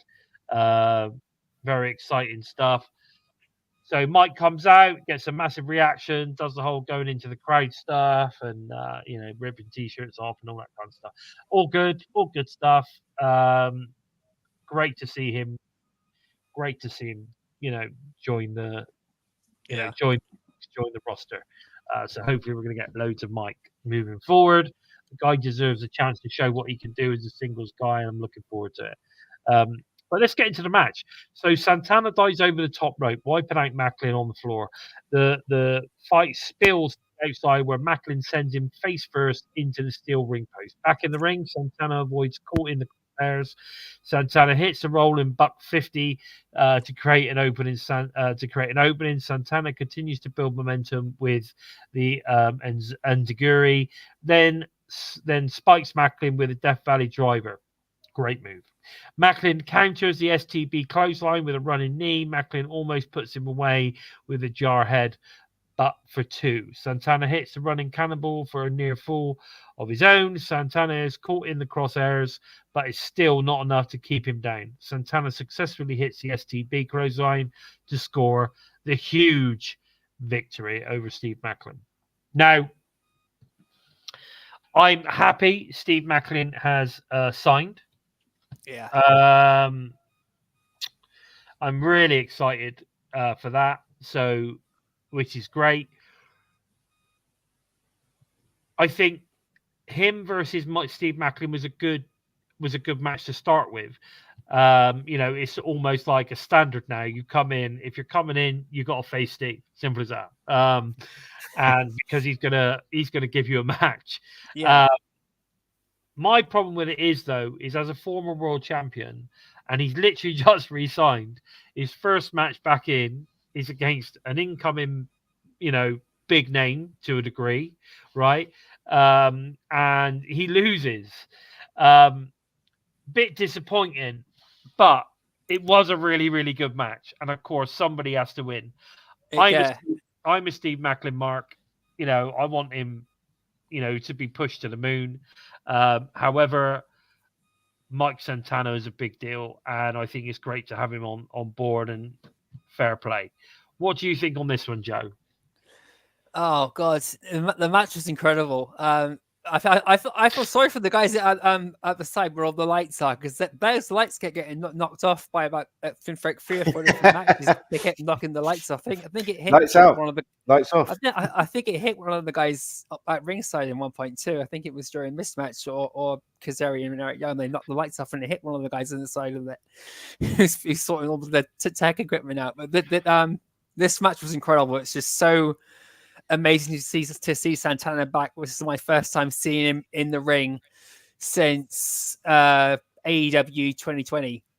It's been a very long time since I've sat down and watched a match with Santana in, and my God, he's looking incredible shape. It's so good. Sorry, can I just answer that? Bill, I watched that. Bill didn't say they were sending them before the debut. He said they were selling them on the night. Yeah. And then what he said was fair play to them because they got them out quick. Yeah. So, even Tom Hannafin acknowledged that, you know, that as soon as Santana was announced that he's back, they advertised that they got shirts for him, and they're already pretty much sold out of shirts that they've got for him. That's how excited and over he is with all the fans. So Steve Macklin taking the loss, it made sense in that aspect. And I agree, it does knock him back down a bit now, him being a former world champion, being kicked down the ladder a bit more. It's in a similar situation to what Rich Swann has been on. He's a former world champion. He's just never got back up to the top. Yeah, but I could see Macklin and Santana fighting it out now for a good couple of months, and really putting each other over while they build up towards facing Steve McLean. Steve McLean. Steve McLean. That's what we need. That's a great soundbite. Steve McLean. We have to get that one. Yeah, definitely. Congratulations, Steve McLean. Yeah, I love Santino. I love his fake accent. I love it. Sorry, Joe. Carry on. Macklin and Santana can go back and forth against each other. I'd love to see them then get involved with Nick Nemeth or Moose down the line too in a world title match. Have a triple threat that way. Build up between them because they're both going to be going after the world title. Santana made that clear in his post match interview that he's here to take everyone else's spot on the roster. You know, he's the realist. He's not coming back, you know, as someone to just work. He's there to take anyone's spot. Anyone that's in his way, he's going to take him down. So it's what he's doing with Macklin, and I'm looking forward to seeing where things go. The match was incredible. And it was badass. It was a good match. It was just so good. You think every match is incredible. Anyway, it was a good match. It was definitely a good, solid match. I'm a massive Macklin fan, so I'm cool with it, and I'm glad to see him back. McLean. Backstage, Gia Miller interviews a system who are more confident than ever. Just moments before Eddie Edwards and Brian Myers defend the TNA World Tag Titles against Speedball Mountain. Since Nick Nemeth's family is here tonight, Moose introduced us to former NFL defensive end and linebacker John Abraham, who is here to support him tonight. Okay, we're definitely getting... we seem to be getting a lot of these former NFL stars. There was a lot tonight anyway, but it's all good. It was sponsored, wasn't it? There was something to do with it. They did mention it in the show, but it didn't put up a graphic or anything. They said something about... I think it's to do with like a physio or aftercare thing to do with the NFL. Yeah. And that was kind of like their endorsement as such. They were just kind of like, we'll welcome some stars on the show. Yeah. No, it was cool. Nice touch. It is a nice touch. Okay, so let's get into this tag team championship. Okay, so the bell rings and Eddie immediately knocks Seven off the apron. Moments later, Seven fakes a chop, then spikes Eddie with a DDT. Alicia distracts the referee, allowing Myers to super kick Seven from the apron. Eddie begins to target the left knee of Seven by sending it into the steel ring posts. Seven creates a much needed separation with a closed right hand. Seven tags in Bailey, who quickens the pace with a flurry of offense. Bailey hits the running kick on Eddie, followed by a standing shooting star on Myers. Seven hits Myers with a thunderous suplex, a superplex, as Bailey soars with a top rope shooting star for 2.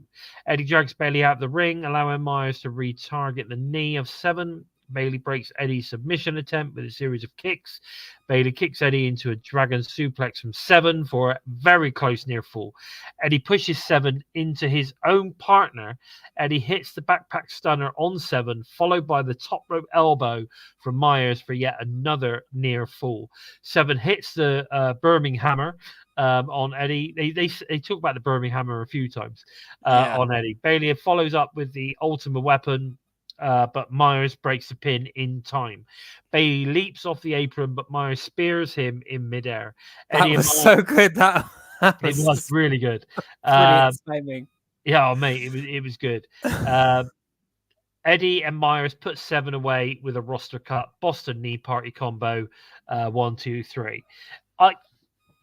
This was a really solid match. This is on my list of top 7, as you would expect. It was also I was thinking back to Rebellion, this match and the opening match with ABC and the Unslater and the Rascals. They were the first 2 matches that came to mind. This was incredible. And Mimi is asking about when my shoulder injury. I'm thinking it must have happened when he hit Mike Bailey. You know, he jumped up and knocked Bailey. Obviously, didn't get him square on, so he might have knocked his shoulder. Then would probably be when he damaged his shoulder. Well, but hopefully he's okay. Barry is completely disagreeing with you. He said this was the most disappointing match of the night for me. I was expecting great things of this men's tag title match, but was worst tag match of the night. Well, we'll agree to disagree. I'm not saying your opinion is invalid, because that's just not fair, and it's everyone's got their own opinion. Yeah. That's disgusting. Where is Craig gone? I think his connection is disconnected. So he's fallen into the lake of rejuvenation and not come back. Mm-hmm. It's been deleted. Delete the obsolete mule.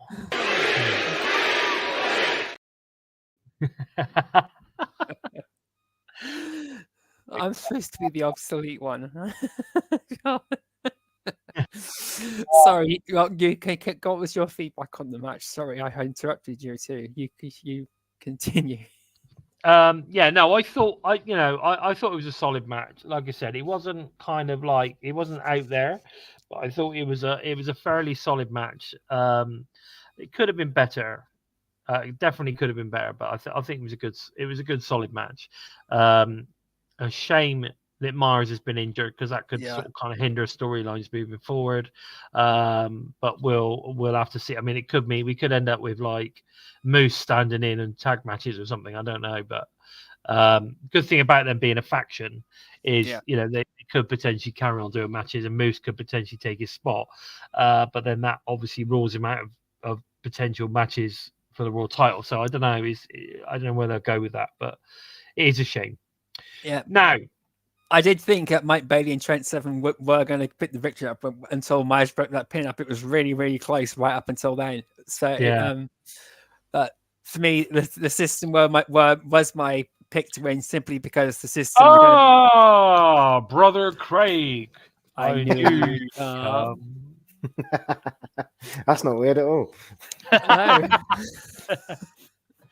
Anyway, let's get into the Josh Alexander and Hammerstone last man standing match. For me, has to be one of the standout matches of the night. There we go. Alexander rushes Hammerstone, and the fight is on. It's a stalemate in the early going as both men match other's pace and offense. Alexander drops him back first on the hardest part of the ring. Turnabout is fair play as Hammerstone hurls him off the top rope to the apron. Fair is fair. They fight at ringside as Hammerstone dumps him on the steel guardrail. Hammerstone hits a delayed vertical suplex on the floor. He's so strong. Moments later, Alexander traps the arm of Hammerstone and delivers a half and half suplex. Alexander locks in the figure 4 submission, and Hammerstone legs wrapped around the ring post. Hammerstone shuts down Alexander's momentum by using his signature headgear as a weapon. Alexander is busted open, but gets back up at the count of 9. Hammerstone kicks Alexander's head into the steel ring post, but once again, Alexander recovers at the count of 8. Hammerstone locks in the torture rack. Alexander eerily begins to laugh. That was a bit weird. Never heard anything like that from Josh before. Then explodes into an ankle lock. Alexander empties a big bag of thumbtacks on the mat, but it comes back to haunt him as Hammerstone hits the top rope nightmare pendulum into the tacks. Shockingly, that was incredible. Shockingly, Alexander gets back to his feet at 9. Alexander hits the C4 spike on the ramp. Hammerstone is down for the referee's count of 10, awarding the victory to Alexander. And again, the hard man, the Iron Man of incredible match. Continues his legacy of being an incredible. I don't know how either of them were able to stand up by the time the thumbtacks came into play. I was absolutely gobsmacked by the amount of punishment they took. Right, that coming up right before the end of the match. So I thought that was like midway through the match when I saw the highlights and that. It's because they've forgotten from Full Metal Mayhem. Yeah, but no, I mean, that was towards the end when I saw it. When I watched it on Sunday, I'm thinking to myself, how the fucking hell are they still going?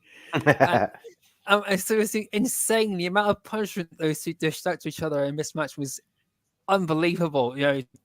They're just beasts, and this is such a great way to hope to end this rivalry. Well, this one made Full Metal Mayhem just look like a bit of a joke, because this one was just crazily good. Yeah. Can you hear that? No? Well, let me turn it up for you. They've been released as well, haven't they? I've heard. Have they? I don't know if I'm over there on the list. I don't know. I'm sure I saw. You have to take out your T-shirt, mate. I know. I've got Return of the Mark shirt. Have you seen that one? No. The Mark is a take on Return of the Jedi. Right. You've got Gallows stood with a lightsaber like this, right? Yeah. The lightsaber goes up, and then right on the top, it's got a little bell end. It's so good.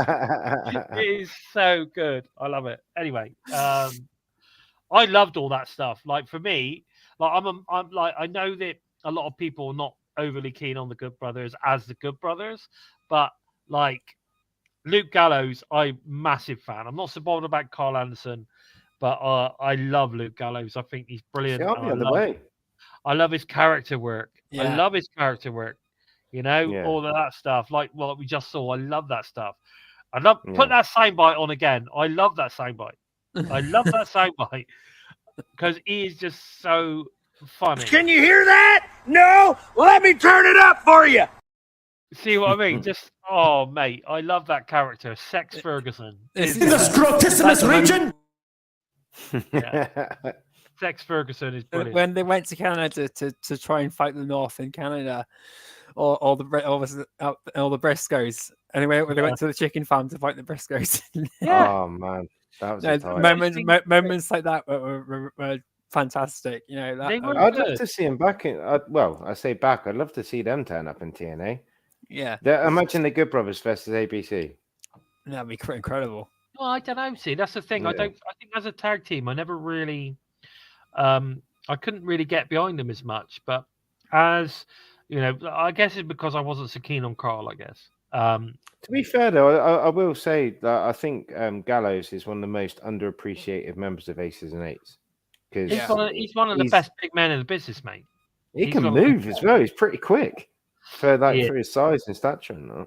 He's one of my favorites. I'm not going to lie. He's definitely one of my favorites. I really like Gallows a lot. I think he's great. Or I'm a big fan of Sex Ferguson. Let me put it that way. Big fan of Sex Ferguson. No, I love it. He's great. But anyway, after the match, Alexander reclaims his headgear, which is then stolen, which was stolen by Hammerstone several weeks earlier. We then get the final chapter, chapter 4, with Jonathan Gresham, basically a mask, and he will become his true self. And he ends up taking the tentacles off, or whatever you want to call it, off the octopus mask. Yeah. And then It's got ink all over his hands. But yeah, he got ink all over his hand. Well, he coughed up ink and all that Yeah. kind of stuff, and that was all cool. And then I thought it gave me Muta. I thought it gave me great Muta vibes. I'll be honest, because that same style mask with the opening here, that had those, like it looked a bit like Muta. It had a couple of horns. Did you notice that? Yeah, it's rather than being like an octopus, it's like the Kraken. That's right. Yeah, a bit like the Kraken. Yeah. But anyway, I'm interested. I think the build to this has been fantastic. So I'm gonna, I think a masked Gresham playing a heel, exactly what we need. That's what we need. It's going to be really interesting. Really, really good. I'm just glad to see him back. He's got to do something because there's just nothing to his character. So bringing in this mask one, I think this is going to be his saving grace. If he can pull this off. I think the problem is he's now properly signed, right? Whereas I think before he signed like a 12-month deal, but I don't know in terms of how signed, sealed, and delivered it was in a sense of what they were going to do with him, because I think it was just a case of, well, you could have me for a year. You could throw me in some matches, or whatever. We'll do this, that, and the other. No, don't get me wrong. He had some good matches with Bailey. He had some great matches. There's no doubt about it. He had some great matches, but there was no character work. It was just all about the matches. I think now the thing that he lacked is that character. So I think now they built this character in. Let's see where it goes from here. And Mir, you must realize Octopus shooting, right? Yeah. You do realize that, right? He's got your head going in the sink of there, mate. I don't know, but anyway, so all good, But we then go to the personal concierge, who is introducing Ashbot Elegance, who will be watching from the balcony this Knockouts World Title bout. I don't know, but somebody was saying the chap that was also in that bout was her husband, and he's an MMA fighter, but I don't know too much about that. But so he was they caught a glimpse of him, didn't they? Which is interesting. He must hate his concierge. He must do. Yeah, I'm surprised he didn't just chuck him over the balcony and say, "Fuck off, he's mine." Fuck you. Yeah, exactly. It's not too dark, is it, Jay? No, it's not. No. Anyway, we go into the most overbooked match of the night. So we've got the Knockouts World Champion Jordan Grace versus Lander. She's there with the Good Hands, John Schuyler, Jason Hotch, and obviously this is the Knockouts World Championship match. Now, I'm gonna do the rundown of the match, right, and then we'll talk about how crazy overbooked this was. Right, it's literally everything was thrown into this. Wasn't it? Everything was thrown into this. Right, okay. Grace attempts an early juggernaut driver, but Delander fights her off. Grace dives through the ropes, sending Delander crushing through the barricade. Delander turns the tie with a TKO into the top rope. Delander hits the snake eyes, followed by a running boot. Delander hits a clubbing blow to the back of Grace. Delander hits a suplex out of the corner for 2. Grace tries to drive her head first into the apron, but Delander counters into the back body drop. As Delander tries to fight off a sleeper hold, she inadvertently allows Grace to lock it in deeper. John Schuyler distracts the referee. Grace accidentally takes out the referee with a spinning back fist. Delander hits Grace for the Knockout World title, but the referee is still knocked out. Hotch puts on the referee's shirt to make the count. Now, to this point, I'm like, okay, it's a bit of shenanigans, but it's not too bad. But the lights go out. When they come back, PCO is in the ring. Weird. PCO. That was the why PCO? I don't. Anyway, takes out the good hands with a double choke slam. Delander tries to seduce PCO. The weirdest thing. Did you see his eyes go back to the back of his head? Yeah.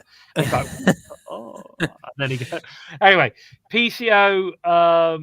But to no avail. PCO is about to choke slam Delander when he's blindsided by Khan. Khan proves. Shoves Grace down onto the mat, but Grace goes low in retaliation. Khan is about to snap Grace's neck when the lights go out once again. This time, the returning Sami Callihan in the ring as he wipes out Khan and the good hands with his baseball bat. Grace hits. Well, I miss. Good to see Sammy back. It is, yeah, man. Grace hits Delander with the Juggernaut Driver to retain the Knockouts title. Okay. Now, I'm happy Grace obviously retains. The clusterfuck that happens at the end, I thought was just too much.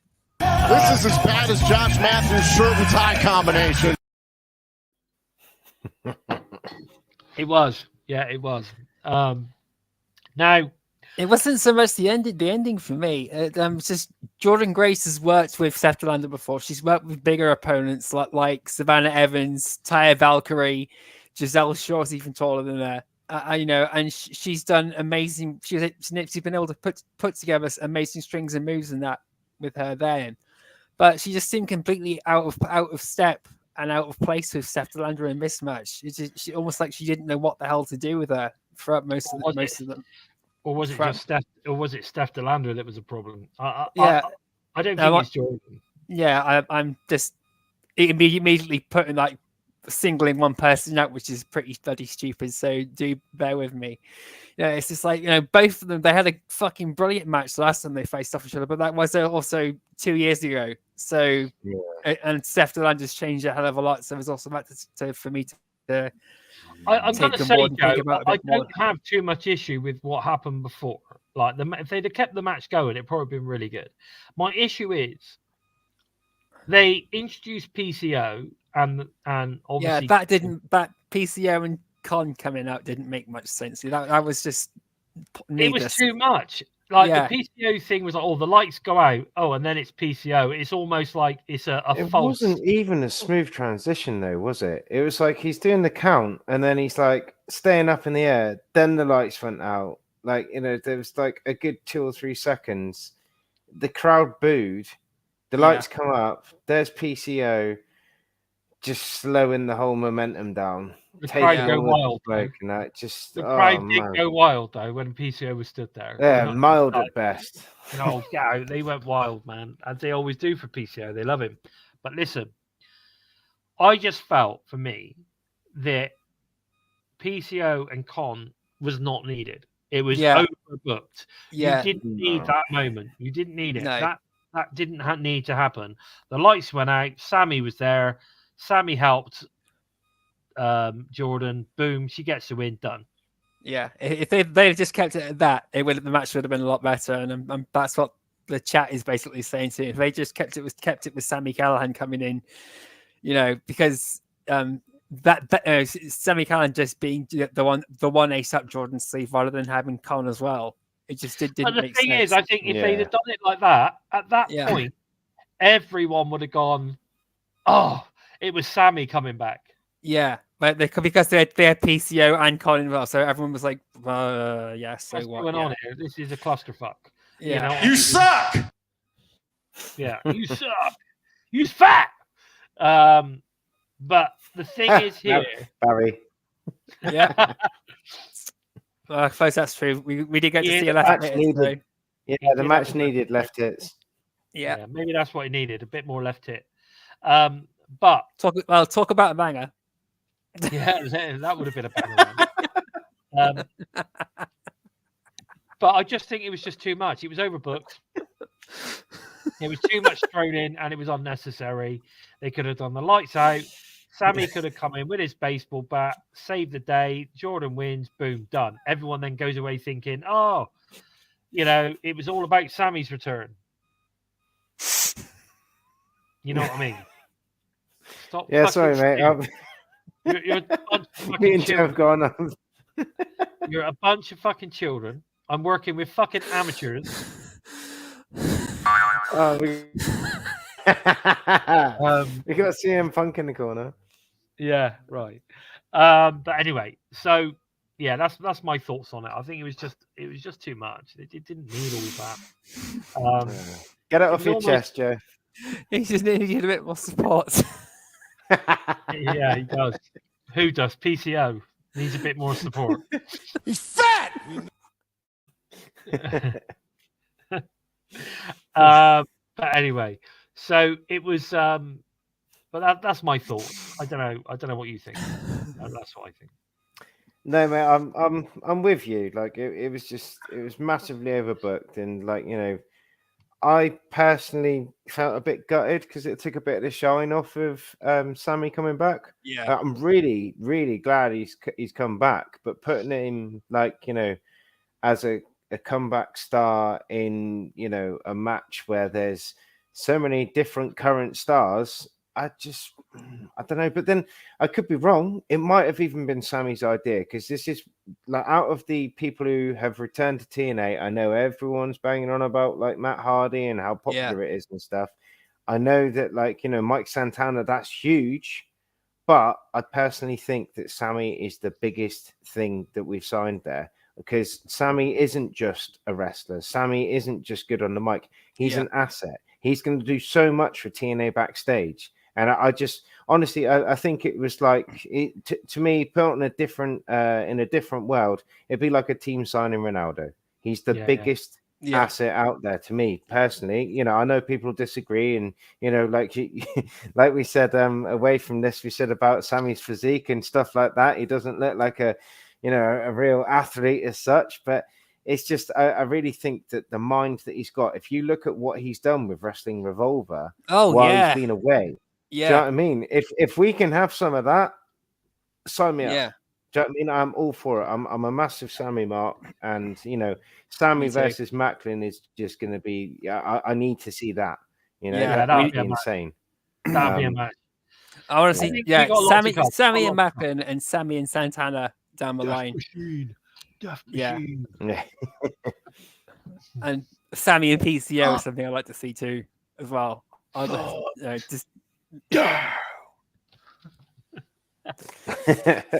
no, I'm with you, Joe. We know that Sammy can put over anyone who he's in the ring with. My God, if Swinger was still about, he would have put Swinger over. And I've no doubt Sammy's also after Moose as well. He's after the world title too. Oh, hell yeah. I'm all for it as well. This is the thing. We know that we're going to get just great storylines. Everything's going to blossom and stuff like that. I really hope that even though I'm going to mention him, even though Scott D'Amore's gone and stuff like that, there's a gap at the helm. And I would love to see someone like Sammy take that helm, or at least be there in some sort of capacity, because he took us through COVID, for God's sake. Isn't it interesting that Sammy is back now that Scott's gone? Yeah. A coincidence, maybe, but I would say that the roster that was there, with the shock that Scott's gone and stuff, I would say people are saying because this guy that got brought in, whose name I've already forgotten, he's probably saying okay, guys, well, who do you want about? And every day since, they've been knocking on Sammy's door saying, come back, come back, come back, come back. And I've no doubt that Sammy's got some kind of really fruitful contract now for him to come out with a TNA shirt on. Do you know what I mean? But this is the new age of TNA, and I know that Sammy's going to be the one flying the flag, and I'm all for it. I know that he's still doing some work, because he actually mentioned that, or I think Kurt Bauer came straight out, was like, he's still with MLW as well. Some stuff with MLW. So, and again, he just had an amazing match with Jake Christian, Raven, and a huge, massive cage match or something. It was incredible. Yeah, with Ricky Shane Page. That's another guy I'd love to see in TNA. But it's crazy what he's done. Yeah, why not? Yeah, we're can. getting Trevor Lee. You know, we're going to get everyone who's just been got fired. one Let's take them all on. show a week, mate. Come on. Yeah, See, maybe. this is where I think Xplosion needs to change it up. Yeah, I agree. We need to get more, but then you need more taping time. That's the trouble Yeah, to get the matches in.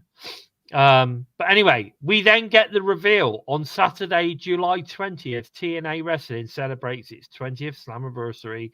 20th, it's 22nd, is it? Oh no, it might be its 20th because Slammiversary was a couple of years in, wasn't it? Yeah, so it is its 20th live Slammiversary. on pay-per-view from Montreal, Quebec in Canada. From what I can gather, it's a 4,500 seater place.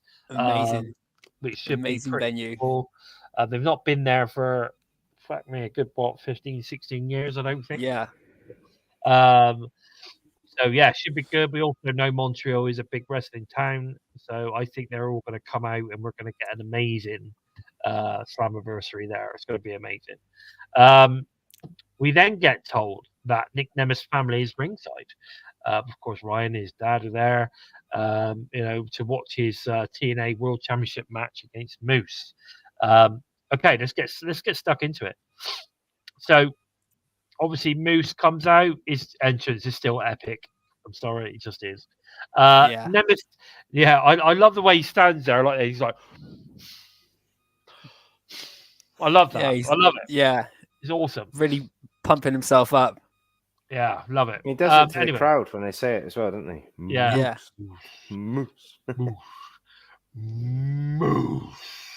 Anyway, Nemeth takes Moose off his feet and pummels him with strikes. Nemeth pulls down the top rope, sending Moose toppling to the floor. Nemeth leaps off the apron, but Moose catches and drops him face first on the apron. Moose counters the Famouser on the ramp. Nemeth soars with a missile dropkick, that's a great. He's good at that. Nemeth spikes Moose with a big DDT for 2. I forgot where I got to. Nemeth sets up the super kick, but Alicia hooks his leg from the outside. As a result, the referee ejects the system from ringside. Get out. Yeah. Delete. Obviously, we don't know at that point. Referees just being favoritism there. Nothing was done wrong. Yeah, definitely. Nemeth capitalizes off the distraction with a super kick for the Moose. Moose fends off the danger zone, but Nemeth instead locks in the sleeper. Minutes later, Moose whips him into the steel ring steps. Nemeth jumps off the ramp to catch Moose with a Famouser on the floor. We do like the Famouser as well, don't we? Nemeth hits 9 elbow drops, followed by a 10th off the apron to the outside. Moose hits go to hell out of the corner, but Nemeth kicks out at 2. Moose connects with the Thunder powerbomb on the ramp. Nemeth hits another Famouser for 2. Nemeth gives Moose a spear of his own, but it's not enough. Moose hits the signature spear to win the match and retain the TNA World title. What did you just pop up? I missed that. It's acknowledgement that at the moment every major champion in all the companies are black. Moose had said something about this. He's shared it too. He said, the sooner this becomes a normality and less of a thing to just say, wow, this is incredible, the better. I just saw it all as a normal transition change. I didn't even notice it. I would say I'm probably with Jason there. I didn't notice it in that sense because that's what I mean. Weird how some people kind of make it a bit taboo. Do you know what I mean? End of the day, like that. Once they're in that squared circle, so to speak, an athlete is an athlete, and we've seen some absolutely great, especially black athletes and stuff like that in the past. Like someone earlier in the chat said about Elix Skipper. People like that.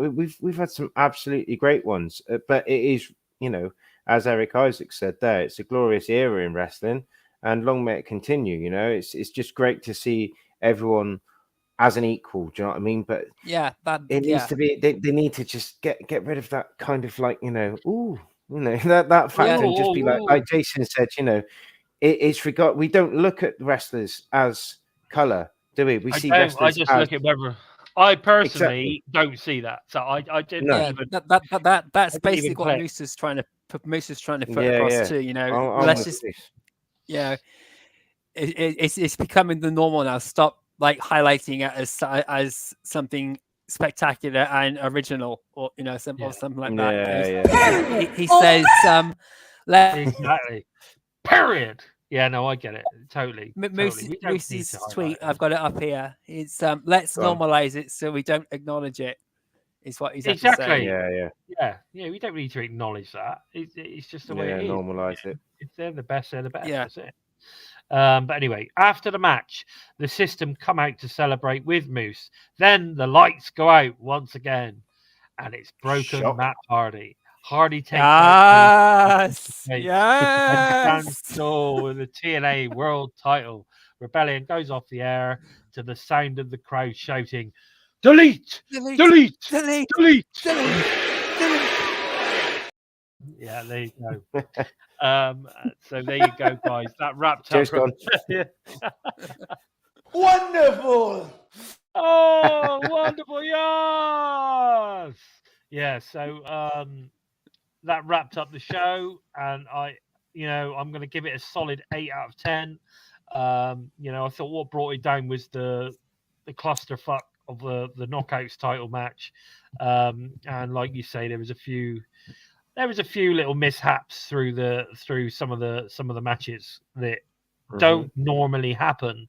We don't normally get the odd botch here and there in a TNA ring. We don't. No.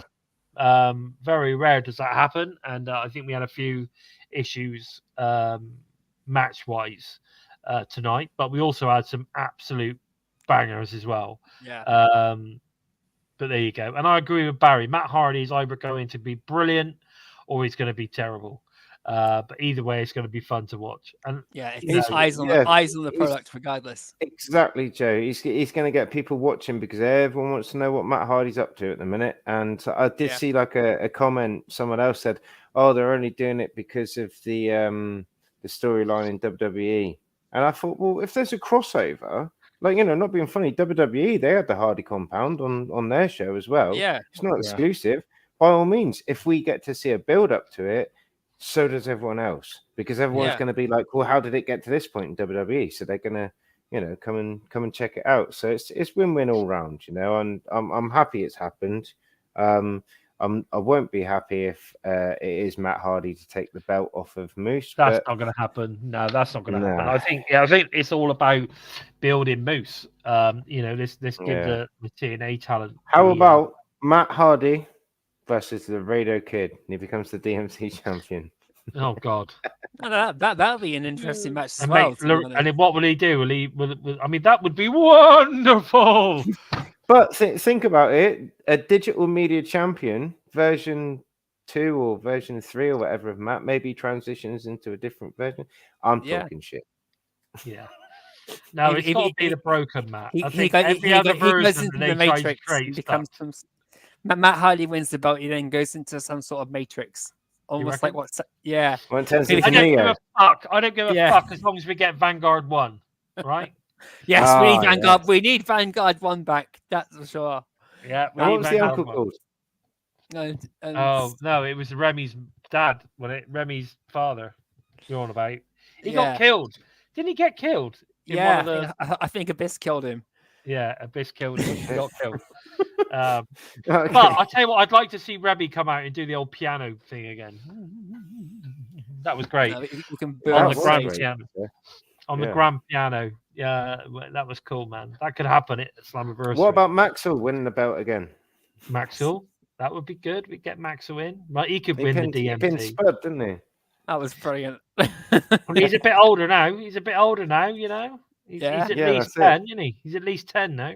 Yeah. Well, he's got to be old. He's got to be a teenager.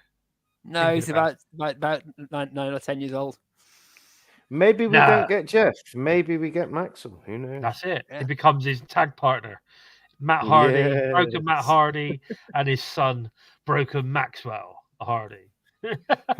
Yes, that'll be wonderful. I don't know. All I know is I think it's a very fun character, and I can't wait to see where it goes. Mate, the rest of the people in your house are going to be questioning what the hell you were doing up there I know. tonight. What the fuck is that? But anyway, right, okay. So the Impact Well, is we Thursday. can say to them, it's a wrestling thing. You won't understand. Yeah. Yeah, So I said that to TNA everyone. I TNA need that on a shirt. Okay, for everyone TNA here. Impact this Thursday, guys. TNA Impact this Thursday. Nick Nemeth versus Eddie Edwards. I'm assuming that's probably going to be the main event. I think that's going to be amazing.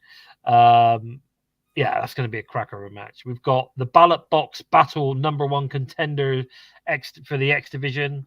So that I'm assuming that's like a battle royale, I guess. So another similar one to what they had before, but they're being very creative, aren't they, with this? I think it's good. I think it's fun. Mike Santana. Who could you imagine, right, if Jake something goes into that and wins again? Yeah. That would be brilliant. That would be great. It would then like make Mustafa Ali flip and bust a nut. Really, what the fuck have I got to do to keep this guy away from me? It would be a great way to build Jake something back into and then get the X Division title that way. It would be brilliant because it would literally throw Mustafa Ali for a loop and really have him not focusing on trying to outsmart Jake something, and he'll be panicking more now. Because he not again.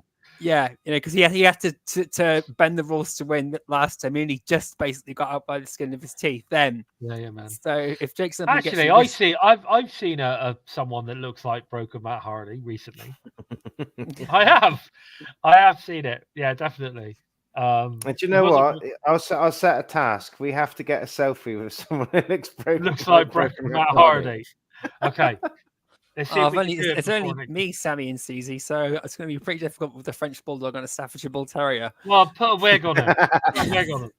Yeah, I'm sure. You got to put like some sort of like cloth on them or something like that, so it makes figure it out. Wonderful. Anyway, I've got a couple of pictures somewhere when I left hospital in 2020. So, and then my hair was like bloody Broken Matt Hardy then. Yeah, man. Actually, I remember that. It was horrific. Yeah. Okay. We then had Mike Santana versus Myron Reed. We sort of kind of hit on that one earlier, but that's going to be a cracker. Obviously, unfortunately, with Mike being the signed one, he's obviously going to get the win there. We then also we're going to hear from Josh Alexander. That's going to be good. The Iron Man himself. He's really stepped up his promo. Like I used to think, like he was just a wrestler. You know, he was a bit boring. Like, he's either done some work in the background, or he's finally they've just said to him, "Look, there's the mic, run with it, do what you want." And he's you know what? He's won me over because he's just so much better. Like back in the day when we had Ethan Page, you could tell he was he was the talker, you know. But Josh now he owns it, and it's like Ethan who. He's the man. I don't even know what Ethan Page does anymore. Ethan who? I think he's in Ring of Honor. Oh, okay. Oh Ethan Page. Wow. How the mighty have fallen. He had a match with Matt Slidell recently. That's the last thing I know that's happened to him, and it was a pretty good match. Wow. There's a name I didn't think I'd hear in 2024. Yeah, it's a while ago. That's a while ago. Now we've also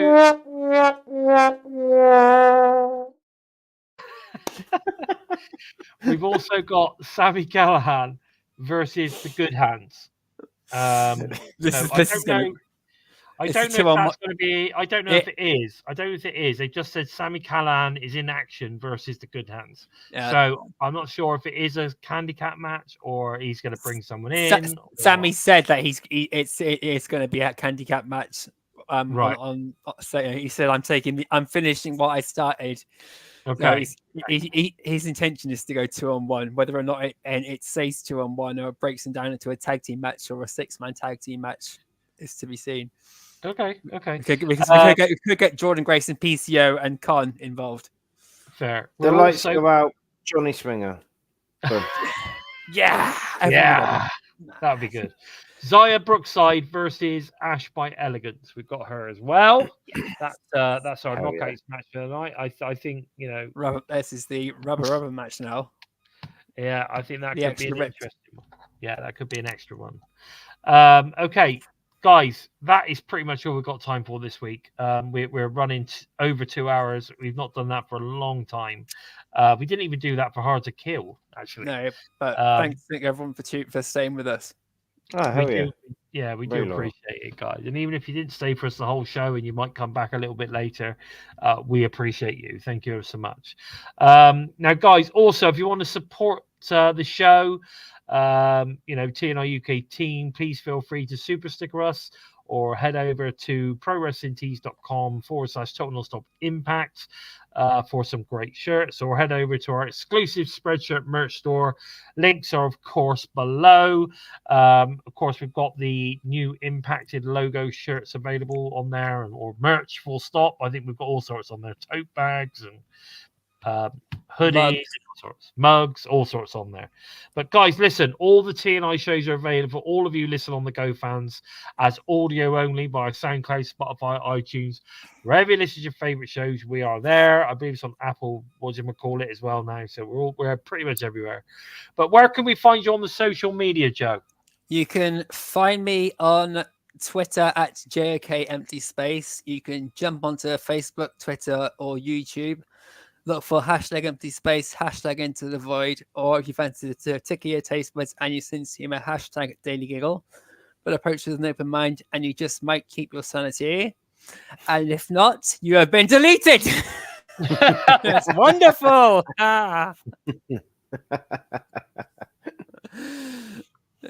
Wonderful. What about yourself? Wonderful. What about yourself, Limpstar? What we find you? I'm trying not to keep staring at Joe because he's having a time of his life at the moment. It's like he's on. It's like he's on. I don't know. He's like on Smack or something over there. I'm in the void. Yep. Yeah. Allegedly, we're not accusing him of that.